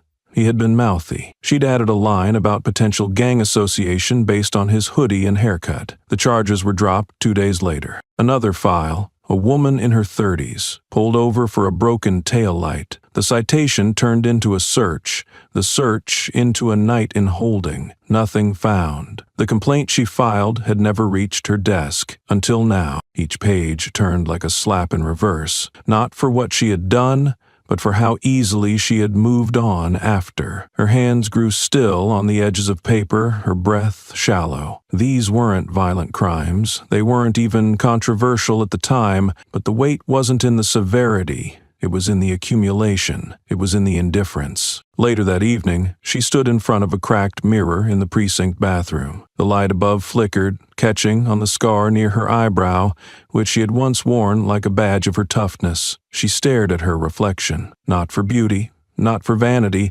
but for evidence, for something beneath the skin that could prove she hadn't always been like this. She found none. At home, her apartment felt smaller. She sat with the files, not to prepare a defense, but to understand. Page after page, she traced the outlines of her name like an archaeologist discovering ruins in her backyard. The shame didn't rise all at once. It leaked slowly, like ink from a cracked pen, staining everything it touched. Outside, the city still breathed.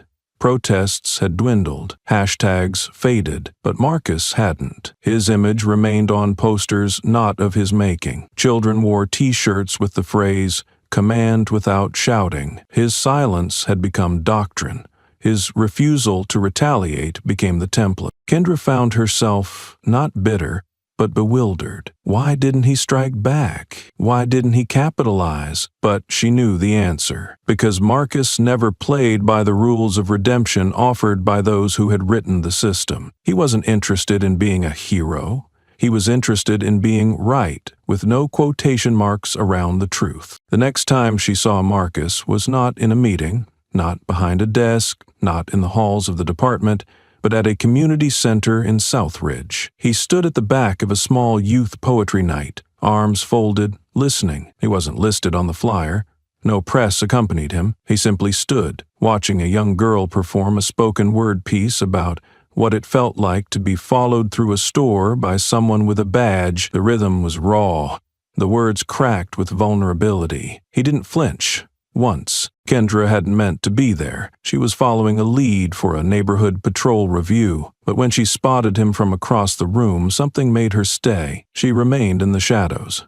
Again, not wearing her uniform. Her badge stayed in her purse. At the end of the evening, Marcus clapped once. Softly, deliberately, the kind of clap that didn't command attention but respect. The girl on stage looked relieved, then proud. The room never noticed that the highest-ranking officer in the district had been present. That was the point. As the crowd trickled out, Kendra approached him slowly, unsure whether this counted as intrusion or penance. "You always show up when no one's watching," she said quietly. Marcus turned, not startled. The moments that matter most are usually the ones nobody records. It wasn't a rebuke, it wasn't a lesson. It was just truth, blunt and irrefutable. She looked at him, tried to find something in his face. Anger, pity, anything. But there was only the calm of a man who didn't need her to change for his peace to remain intact. He adjusted the sleeves of his coat. "You still carrying the files?" She nodded. He looked her dead in the eye. "Good. Just don't carry them like weight. Carry them like maps." And he left, just like that. No moral, no lecture, only a parting gift in the form of a sentence that rang louder in her chest than any punishment could. That night, Kendra sat in her apartment and opened one of the older files again. A boy was arrested for trespassing in a public park after hours.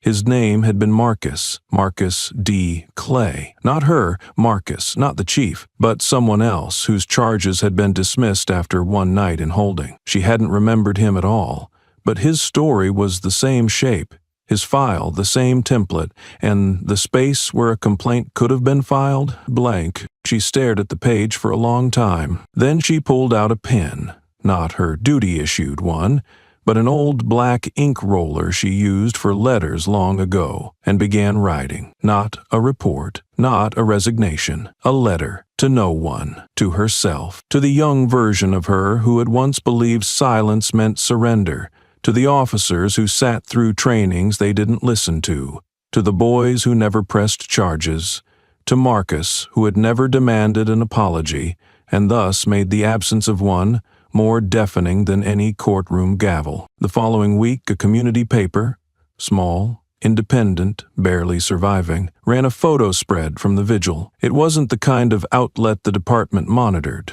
No circulation on the upper floors. But somehow, a copy found its way onto the corkboard in the precinct's kitchen, thumbtacked in between an outdated bake sale flyer and a long-forgotten missing pet notice. The centerpiece was a black-and-white photo. Marcus, standing in profile, candlelight caught in the sharp crease of his uniform sleeve, his gaze fixed forward. Below it, hand-scrawled by the editor, were the words, "He didn't need a mic. We heard him anyway." No one dared take it down. Kendra passed that board 3 times before she stopped. She didn't touch the photo. She didn't need to. It had already branded itself in the minds of everyone who worked under its quiet weight. That day she received no direct assignment, but a handwritten envelope rested on her desk. Inside was a simple note on department stationery. 5 words. There are still names left. No signature, no instructions. Just intent. And so, that evening, she went alone to a street corner where the ghost of another name lingered. Elroy Kinsey, 19, never charged, dead from cardiac arrest, while face down on concrete. No candles, no posters, just a plaque, half covered by ivy. Kendra knelt, wiped the brass clean, and stood there, not to be seen, not to explain, but to begin. That night, Marcus sat in his office, lights low, the city murmuring beyond the blinds. He didn't wait for news of what she did. He didn't text. He didn't check. It wasn't about her. It never was. Justice in his eyes was not personal. It was structural and painful and patient. He opened the file cabinet beside his desk, withdrew a manila folder stamped "Archived." Inside, more names. Cases could not be from a lack of evidence, but a lack of care. He picked one and placed it face up on his desk. Then he pulled out his pen, the same one from that courtroom long ago, and circled a date. No press release, no committee, just one man still standing. In another district, a teenager wore a hoodie with the phrase, "When silence wins," sewn into the back. He didn't know the whole story, only that someone had won without shouting. In a community center, a recruit read a training guide and paused at a footnote Marcus had added. Power is not how loud your orders are, it's how deep your presence goes when you say nothing at all. And Kendra, on her third night out, read the name of a girl she once dismissed as overly emotional. The file didn't say the girl had dropped out of school. It didn't mention the therapist's note, but Kendra knew. She closed the file, sat back, and let the silence settle in. Not as punishment, but as a lesson. Because in the end, it wasn't about revenge or redemption. It was about the reckoning that arrived when no one was watching. The kind that didn't trend. The kind that didn't headline. The kind that settled deep into a person's marrow and rewrote how they stood, how they spoke,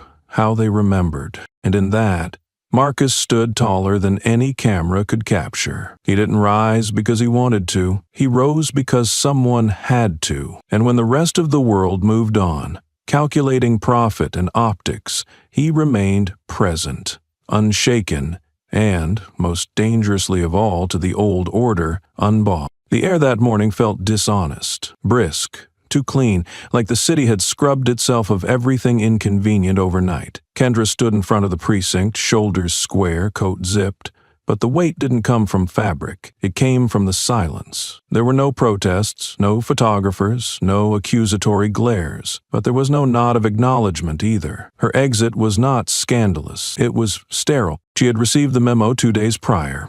Reassignment to an administrative branch on the city's edge, outside the jurisdiction of daily operations. No commendation, no farewell, just logistics. The email subject line read, "Personnel Adjustment Notice." When she arrived at her office the next day, the nameplate that once bore her surname in etched steel had been removed. Not replaced, not scratched, just gone. The rectangular outline remained like a faded scar on the door, visible only if you knew where to look. No one mentioned it. Not even her assistant, who had taken her coffee order daily for years, bothered to meet her eyes. She walked through the halls not like a ghost, but like someone whose invitation had been silently revoked. Conversations that once paused when she entered now continued uninterrupted, not in defiance, but in disregard. She had become white noise in a building that once tilted toward her like steel toward a magnet. She made it to her desk. Files were stacked, sealed, not sensitive, not urgent, logistical. Reassignments, budget sheets, and parking disputes. Her title still read lieutenant on the payroll, but it may as well have said paperweight. Around noon, she walked into the break room. It had changed. The whiteboard where she once barked shift notes was now filled with birthday doodles and potluck invites. Her marker, the red one, was nowhere in sight. A young officer, fresh academy, looked at her like a substitute teacher who had overstayed. "Lieutenant," he said, not with respect or spite, just habit. Then he turned back to his sandwich. On the way out, she passed by Officer Lane, once her closest peer. They had shared drinks, covered for each other, and survived riots side by side. Now, he couldn't meet her eyes. "Lane," she said softly. He sighed, a long, tired breath. "I'm sorry, Kendra. I can't stand next to you right now." It wasn't said cruelly. That made it worse. It was honest, it was cold, and it landed heavier than any reprimand from a captain. Back at her desk, she refreshed the internal department site. Her name was no longer listed under active field personnel. It hadn't been archived, just removed, like a detail in a report deemed irrelevant. She stared at the blank wall behind her monitor. A week ago, her commendations had been there. She had taken them down herself before anyone could be asked to, not out of shame, out of a need to own the vanishing. She started noticing more absences. Her login credentials began to expire, one system at a time. Her inbox was forwarded to a generic departmental address. Nobody said the word demotion. They didn't need to. Her access evaporated, not revoked, but forgotten. Meetings she once led now happened without her. Invitations stopped arriving. Silence had not only been a weapon, it had become the entire strategy. And then came the final cut. The internal newsletter arrived with promotions, department highlights, commendation updates. She wasn't in it. Her name wasn't mentioned once. Not even under past achievements. She was no longer a cautionary tale. She was a deleted tab, the kind of history that bureaucracies manufacture by omission. And that, somehow, cut deeper than any censure ever could. Her final walk down the precinct steps, her coat weighed heavier than usual, not from items in her pockets, from everything she didn't carry out with her. No badge display, no goodbye speeches, no badge to watch handshake. The front desk clerk didn't look up. The doors didn't pause. And then, at the bottom of the steps, she saw her. A little black girl, maybe 10, in a puffy jacket and scuffed sneakers. She wasn't crying, she wasn't smiling, just watching. Her eyes locked onto Kendra's with quiet focus.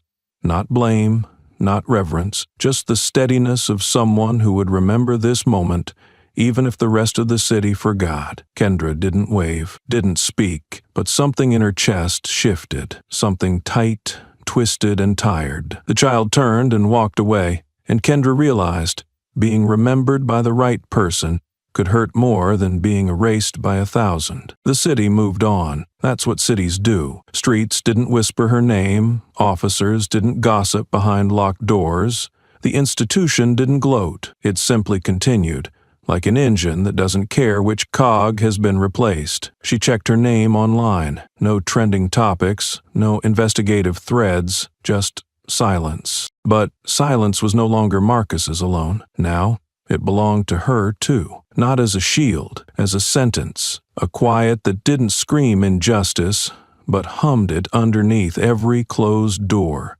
Every clipped conversation, every login screen that no longer accepted her credential. And so she stepped into her new office miles away.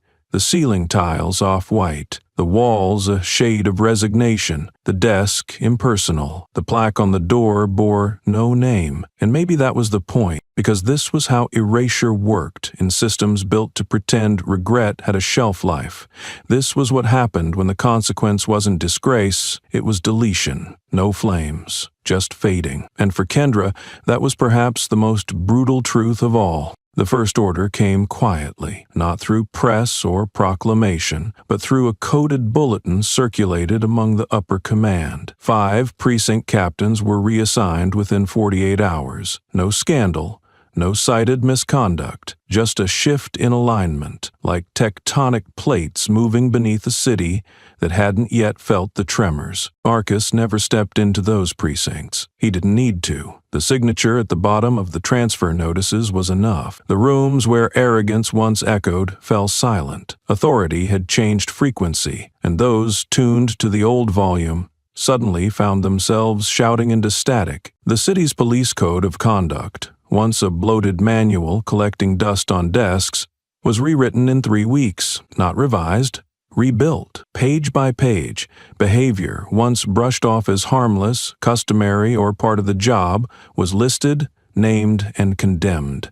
Casual biases, coercive phrasing, stops without cause, dismissive language toward civilians. Every example was traced back to internal cases. Most originated from the legacy of a single pattern, the incidents buried, delayed, or excused under Kendra's tenure. Her name was never printed, but her fingerprints were on every clause. Marcus didn't lecture, he redrafted. In the margins of every directive he wrote in ink, not bold, not highlighted, just permanent. Respect is not a suggestion. Silence does not mean consent. Tone alters outcome. It was clinical, not theatrical, but it landed harder than any memo ever had. He declined every interview request. Reporters lingered outside the precinct, hoping for a quote, a soundbite, a stare-down. Marcus walked past them as if they didn't exist. When the city demanded leadership, he directed the microphone, not to politicians, but to people, neighborhood residents, victims of profiling, and families of the falsely accused. They took the podium. Marcus sat in the crowd, listening. His power was not in his voice, but in his decision not to use it when others needed it more. At a community forum, a young black woman recounted being stopped 5 times in 1 month near her college dorm. She had names, she had dates, she had badge numbers, and she read them out loud. No apology followed, but that wasn't the point. The silence after her final word was longer than any apology could have stretched. Inside internal review meetings, veteran officers squirmed. Not because Marcus threatened them. He didn't need to. The new system didn't punish intention, it punished repetition. Those who refused to learn were rotated out. No ceremony, no appeals, just accountability with the warmth removed. One officer muttered to another, "He's gutting the whole machine." Marcus, walking past, heard it. He paused, looked directly at the man, and said calmly, "I'm not gutting it. I'm removing the rust you refused to admit was there." In his official report to federal oversight, he began not with data, but with one sentence. Reform did not begin as strategy, it began as consequence. Of one act, on one day. That none of us could deny. The pages that followed were brutal in their clarity. Graphs, records, incidents once buried are now disinterred and labeled. He made no promises. He outlined no moral agenda. He offered one thing only: structural evidence of what happens when behavior goes unchallenged. The final section of the report contained a list of new training modules. The titles were simple: Bias Without Words, Power in Posture, Listening as Command. None bore Marcus's name, but every word bled his intent. One recruit asked during a Q&A, "Sir, do you feel like you're getting revenge on her?" Marcus looked up. His gaze was flat. Not annoyed, just exact. "No," he said. "Revenge is what you take after the damage. This is what you do to stop the collapse." He never raised his voice, but the entire room felt smaller after he spoke. Weeks passed. Policies hardened into routine. Officers began reviewing body cam footage, not just to cover themselves, but to observe their tone. Language shifted, shortened, cleaned. Field complaints dropped. Community attendance at meetings rose. The public trust didn't rebound overnight, but it stopped falling. Marcus never took credit. He didn't step in front of cameras. He didn't cut ribbons. When a street mural was painted outside the Southside Station, 2 figures facing each other, one in uniform, one in civilian clothes, eyes level, he walked past it without pause. But he left a note under a nearby rock. Honor doesn't look up. It meets you at eye level. Meanwhile, Kendra watched from her new post. Administrative, invisible. She read the memos, saw the headlines, saw the shift, and for the first time, she understood what it meant to lose not just position, but narrative. The city had moved on without rewriting her chapter. It simply stopped citing it. She had not been vilified.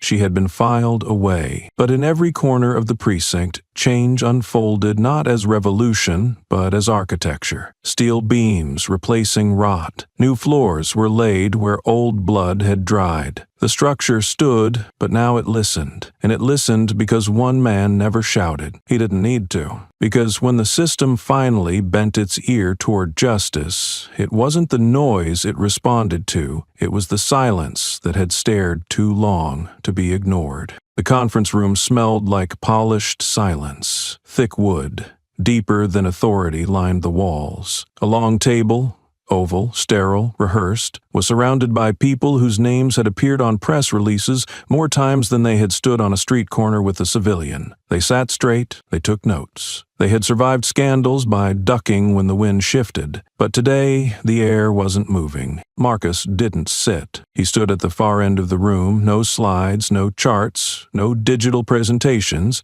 just a single sheet of paper folded twice in his left hand. His presence filled the room. Not loud, not large, but exact. He looked around the table slowly, like measuring weight, not presence. And then he asked, "Who was the first to see her do wrong?" and said nothing. The sentence was a scalpel. No name, no accusation, no date. Yet every face tightened. Every breath became careful. No one moved. No one blinked fast enough. The question didn't ask for guilt.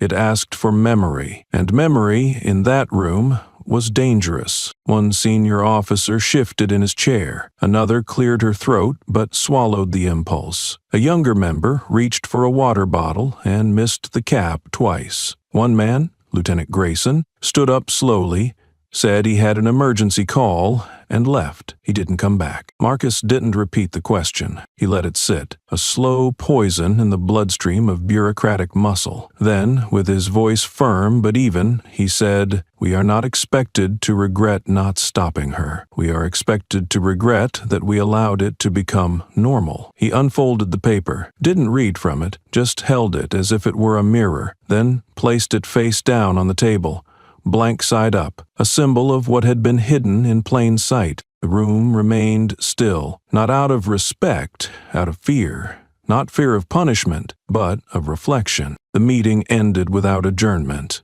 People left one by one, shoes too loud on the marble floor. Marcus didn't leave right away. He sat alone for a moment, staring at the chair Kendra used to occupy in earlier meetings. Not with hate, not with nostalgia, but with the kind of gaze that refuses to let history get rewritten in whispers. The next day, an assistant who had transcribed the meeting anonymously sent a clip of the audio to a political podcast focused on institutional ethics. The host played the question, paused for effect, and simply asked the audience, "What would you have said?" The episode went viral, not through clicks or outrage, but through debate. The question, "Who saw it?" and said nothing, became a thesis, a tweet thread, a speech opener. Within a week, the media dubbed it the Marcus question. It made its way into editorials. An op-ed in the New York Tribune titled "The Lie of Collective Innocence" quoted it in full. It was discussed in classrooms. A student at Eastbridge Law used it as the centerpiece of her dissertation on institutional complicity. The dean approved its inclusion in the following semester's ethics exam. About the Marcus question, analyze how silence becomes structure. People argued about it not because it was vague, but because it was personal. It didn't point fingers, it forced mirrors. Civilians who once idolized the badge were now dissecting its silences.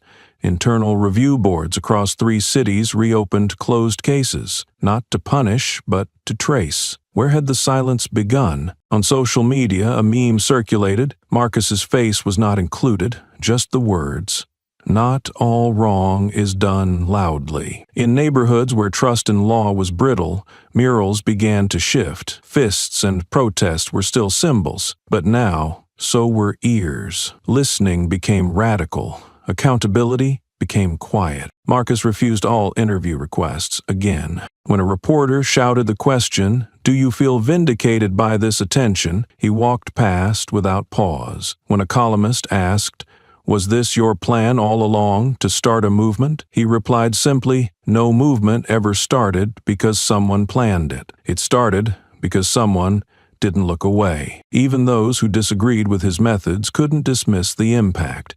A right-wing pundit tried to mock the question. What does that even mean? Who cares who saw it? That's not justice. The comment section flared, not with venom, but with stories. Civilians began recounting moments when they had stayed quiet, at work, at school, on the street, and now regretted it. The Marcus question wasn't just about police. It was about everything, and that's what made it dangerous. At a university town hall, a professor of sociology said, "He didn't indict her, he indicted us. That's why it hurts." Students nodded, not out of agreement, but out of recognition, the kind that leaves a bruise without a blow. Back at precinct headquarters, Marcus continued his routine. He reviewed reports, rewrote training language. He made no speeches about legacy. He did not entertain glorification. He had work to do. One officer asked him quietly, "How did you even come up with that question?" Marcus answered without looking up, "I didn't. I just stopped avoiding it." At the next closed-door meeting, no one sat in the seat Grayson had abandoned. It remained empty. Whether out of respect or superstition, no one said. But everyone noticed. By week's end, a chalkboard was mounted in the main hallway of the precinct.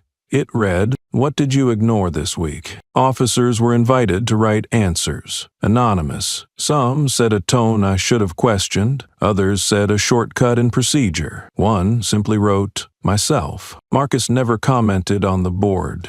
He didn't need to, because the question had already done its job. It had forced people to stop being safe inside silence. And in a world built on unspoken rules, that was more revolutionary than rage. The year folded itself in quiet ceremony. Lists were written, rankings made, plaques polished. Across departments and institutions, annual recap emails bloomed like scheduled flowers. But for one name, once feared, then mocked, then silenced, there was no mention. It wasn't an omission. It was a deletion. Kendra's name no longer appeared on the list of honorary instructors at the Central Law Enforcement Academy. No strike-throughs, no notes of removal, just the smooth absence where once it had been printed bold. Her archived lectures were taken down from the training portal. Officers who searched the database found only a blank result. The system didn't recognize her, as if she had never spoken there, never taught anyone, never held a pointer over a code of conduct and said, "We don't compromise." The wall of internal trainers' photographs, laminated and framed above the West Corridor, had been quietly reprinted. All the same faces, all the same dates. But in the row of 2019, a space was cropped tighter. No one new filled the gap. It wasn't needed. The group was complete now, somehow more cohesive without her. Marcus never ordered these changes. He didn't need to. The system moved without a whip. Sometimes erasure isn't an act. It's a current. It flows around what no longer anchors. A journalist, known for chasing the trailing threads of legacy, finally caught up with Marcus outside a precinct town hall. Microphone out, camera rolling. She asked what dozens had been circling all year but never voiced directly. "Do you know where she is now? What happened to her?" Marcus, in a gray wool coat and gloveless hands, paused. Not because he needed to consider, but because silence had its tone. Then he said, "I don't know, and I don't need to know." He walked away. That was the quote. Within hours, headlines wrapped around it. Marcus breaks silence, doesn't look back. Commentators speculated where Kendra had gone. Was she living under a different name? Teaching privately? Hired quietly by a department that cared more about appearances than principles? None could confirm, because no one truly searched. The public had moved on. The story no longer centered around her fall, but around what her presence had unveiled. The focus was now on Marcus's reforms, not her actions. She was not a cautionary tale. She was a closed file. In a precinct in Eastbrook, a new photograph was pinned beside the coffee machine. A group of officers posed after their first day under the reformed community policy, a structure built from the ruins of Marcus's earliest battle. A captain from the same era as Kendra leaned in, chuckled, and said, "Feels tighter this way." No one replied, but the smile lingered. There was a ceremony at headquarters. Not for celebration, but for recognition. A timeline exhibit of policy shifts was unveiled. Among the milestones, implementation of witness-based ethics reform, internal language review protocols, and the most quietly powerful of all, titled only "The Non-Response." That line, printed in small silver font on a black plaque, referred to the moment Marcus didn't strike back, when the gloves hit his face and he didn't flinch.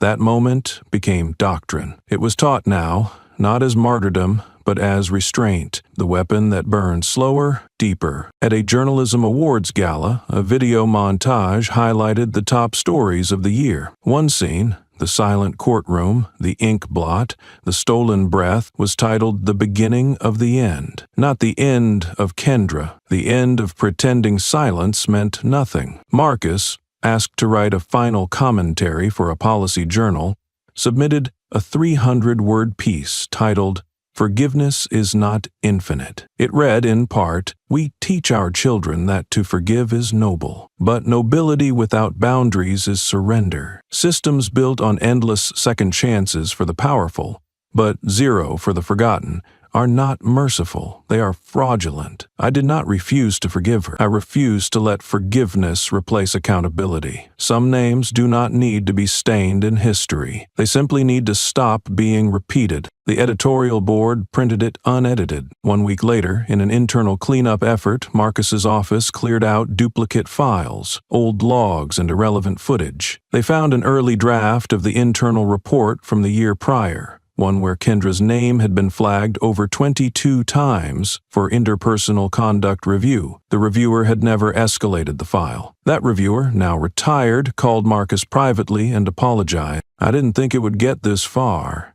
he said. Marcus replied, "It didn't get far. It got here." In a classroom where a new generation of cadets now studied institutional ethics, the instructor, once mentored by Marcus, wrote a single sentence on the board before dismissing them early. "You will be remembered, not for what you allowed, but for what you ignored." The student asked, "Was that from the Marcus question?" "No," the instructor replied. "That's what comes after." And what of Kendra? There was no update. There was no memoir. There were no leaked photos, no tell-all interviews. Not because she didn't want them, but because no one asked. Her relevance had expired not through vengeance, but through evaporation. And that, perhaps more than punishment, more than exposure, was the final act of judgment. No longer remembered as villain or victim, but not remembered at all. She existed now only in footnotes. Her actions had sparked reform, but her name had been left behind in the fire. In the station, on the wall where the history of the force was etched, one photo remained unchanged. The moment Marcus stood silent in the courtroom, eyes locked forward, unmoved by rage. A small child had drawn beneath it in marker, "The man who didn't need to yell." Kendra's name wasn't crossed out. It simply wasn't there. The room held no music, no ceremonial trumpet, no flashing lights or patriotic montage. It didn't need them. Because when Marcus stepped to the podium at the National Conference on Police Reform, the silence was already louder than any anthem. He didn't open with a joke.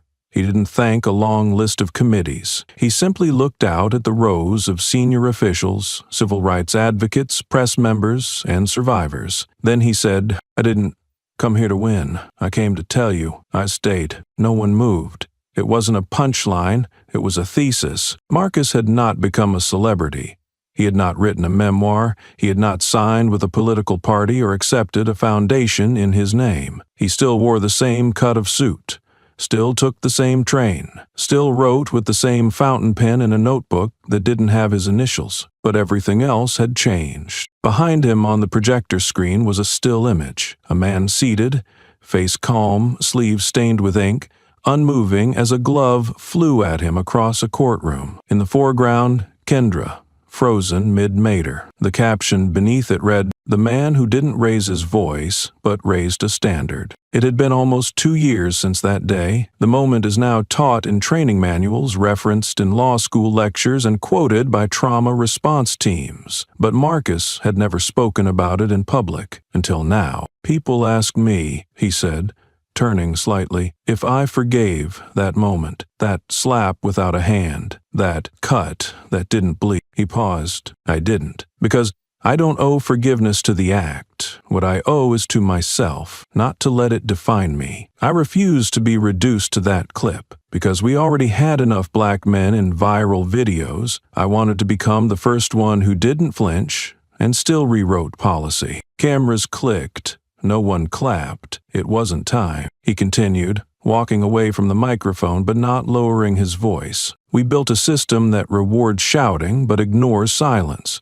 I wasn't silent because I was weak. I was silent because I was tired of being expected to make a scene to prove I had been wronged." His eyes swept the room, tired of turning my pain into teachable content. He flipped open a small folder. Inside, a single page. No graphs, no budget plans, just a sentence. "Courage is not the absence of fear. It's the refusal to let fear become tradition." The crowd shifted. Some crossed arms, others leaned forward. Then came the question everyone was too careful to ask on record, but someone from the press, younger and unpolished, finally did. Her voice cracked slightly. When you talk about not letting that attack define you, was that forgiveness? Marcus looked directly at her. No, he said. That was boundaries. I can understand what led someone to harm.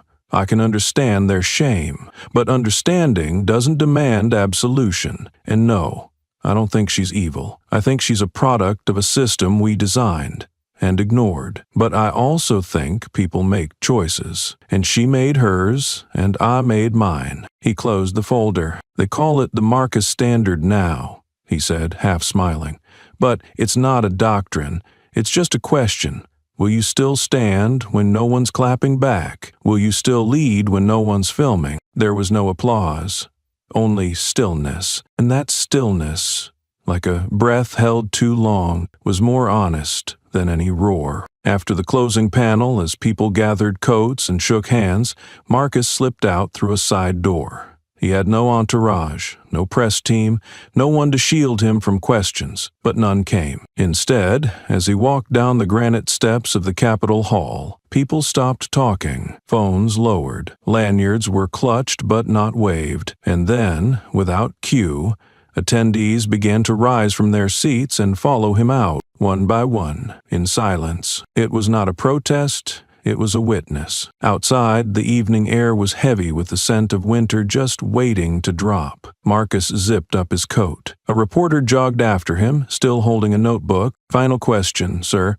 What do you call all of this? He turned, gently, not annoyed. I call it unfinished. Then he kept walking. He didn't speak again that night. But 3 days later, a video from the conference surfaced. Not official footage, a phone recording from someone in the back row. It showed Marcus at the podium, speaking the first words. I didn't come here to win. I came to tell you. I stayed. That clip didn't go viral the way the courtroom clip had. No memes, no TikToks.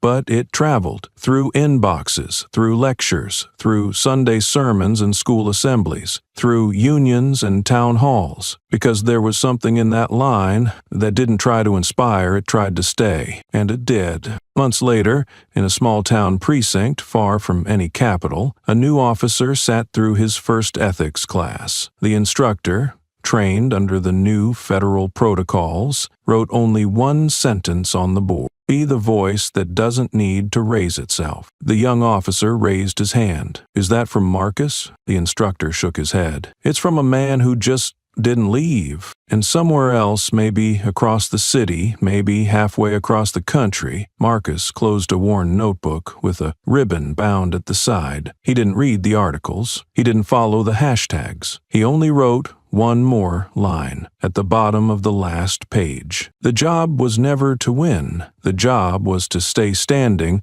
until someone else didn't have to fight just to be heard. And then he stood and walked forward.